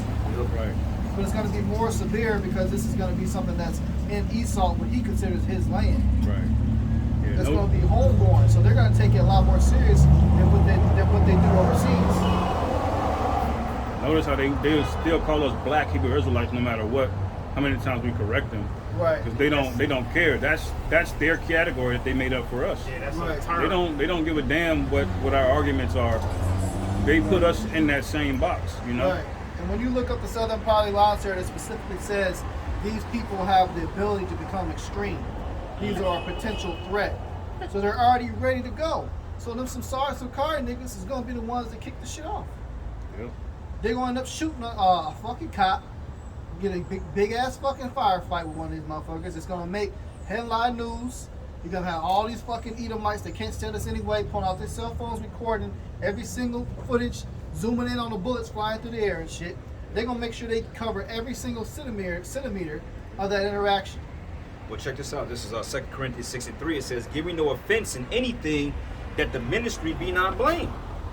So y'all gotta be, look, this is why, hey, stay in the lane, be careful, watch around, you know, pay attention. Well, I remember a couple years ago, this is probably when you first came in, that nigga, he was in West Point, he kept trying to put his hands, like he kept coming up to the camp and shit like that. We thought he was an agent, man. You know what I'm saying? Because he was trying to provoke us to get carnal with him. You know, he was trying to provoke us to get into a physical altercation with him, and he kept fucking with the young bro. Right. And we like, man, chill, bro. You know what I'm saying? Because if you keep touching them, then you gon', you know, shit can go left real quick. But you gotta keep in mind that Esau's sending spies up here, man. Right. And that's read that again. It says here, giving no offense in anything that the ministry be not blamed. And that's on camera and off camera, man. Yeah. Especially off camera. Yeah. Because that's when Esau, you know, you have people around you, agents, everything. So your temperance and your long suffering is a benefit with you because there's gonna be situations that arise for you to react. What Esau wants is for you to react so you could look like the extremist, as the brother said. Right. Precept to back up what bro just brought out. Philippians 2:14 says, do all things without murmurings and disputings, that ye may be blameless. So that's the second time it's within the scriptures. That's twice now it's telling you to be blameless, right? That ye may be blameless and harmless, the sons of YAHAWAH, without rebuke in the midst of a crooked and perverse nation, among whom ye shine as lights in the world. Yes. So just pulling out a fucking strap on a damn Edomite, does that sound pretty fucking blameless to you? No, it does not, man. Unless somebody is not physically harming you, or kicking your through in and trying to threaten you and your family's safety, you shouldn't be doing none of that shit, man. Right. Whatever you got in your house is your business. Right. Esau got what they call the council law. Okay, you protect your fortress, whatever. When you come out on the streets, man, you're not supposed to invoke that type of energy to yourself, man. Yeah, people gonna come up talking shit, cut them with the word, cuss them out, and send them up the day. Let the angels intervene with that, man. Right. That's why the Lord was so beautiful with it. The specific accounts of interactions that He created to happen, such as like these niggas look slocky. They look forward to going to camp to start to get into a fight. Right, God, they do. That's what they want. That's what they want because they're carnal. They like that shit. That shit's fucking cute. Yeah. But you know, when the Lord gave example of just like when what's his name cut off that Peter cut off the dude's ear. That whole interaction was for this scripture right there. Right, it's a perfect example. He cut it off his ear. What did he do? He picked up the ear, put it back on. They say put his sword up into his place. We don't operate off of Esau's blessing, man. We operate off the spiritual blessing. You want to cut somebody and do some real damage? Keep bringing these scriptures out, man. And I'm Don't be out here posting, prophesying with fucking knives on your hip because they started in stages. Yeah. They was going with the fucking daggers on their hip. They thought that shit was cute too, looking tough. And now they got whole fucking guns and shit out there. Now they pulling guns out on motherfuckers in Arizona. So it's stages. So what's next now?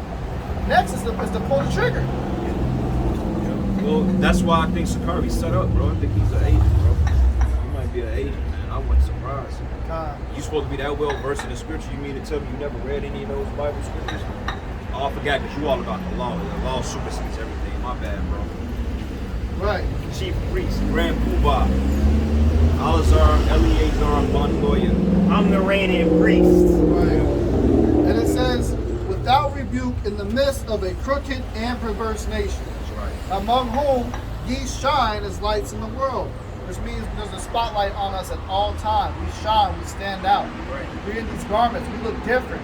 We already cause enough tension as it is. We're seeking attention in a righteous way. Just by what? We're just reading scriptures. You ain't gotta fucking remix the shit and try to look extra tough and extra hard that you can kill somebody. Who gives a fuck what you can do? It's not about that. What you're supposed to care about what you can do is about waking up the hopeful elect and waking up our people to who they are, man. That's the mission. It's that simple. Not a point to prove on you can shoot and you can kill a fucking Edomite. Yeah, you can make an Edomite woman bow down and kiss your feet. Right. That shit is so goofy. Or come out with a video that you can bang on Esau, right? What profit is that? Or we gonna march in the streets with fucking shoulder pads on and Ninja Gaiden outfits with fucking rifles in their hand. But hey, preaching, pulling out precepts ain't enough for these guys, man. Yeah. Going out to the highways and byways, reading the scriptures, breaking them down. That's lie. all you gotta do, but that's not enough for these I ain't guys. gonna lie, bro. I don't know if it was dumb, but I saw a picture of one boy had a ninja eye. That shit was bad as fuck. I ain't gonna lie, man. Hey, that's what shit you put on at wartime. That shit was bad. I'm like, damn, I would. Yeah, that shit was cold blooded. That's what shit you put on when you ready to go to war, man. Use it for the right time, man. That's all I say. Cause if we was at war, I would wear that motherfucker too, but not on the highways and byways. Go ahead. This is Ecclesiasticus, Sirach chapter 7, verse 16. It says, number not thyself among the multitude of sinners, but remember that wrath will not tarry long. Humble thyself greatly, for the vengeance of the ungodly is fire and worms. That's right, man. We just gonna shut it out, giving all praises and glory and honor to YAHAWAH, bahasham, YAHAWASHI, bahasham, double honor to the elders, the apostles, the great millstone, peace and blessings, salutation to the hopeful life. That shalom and a ball. Baba.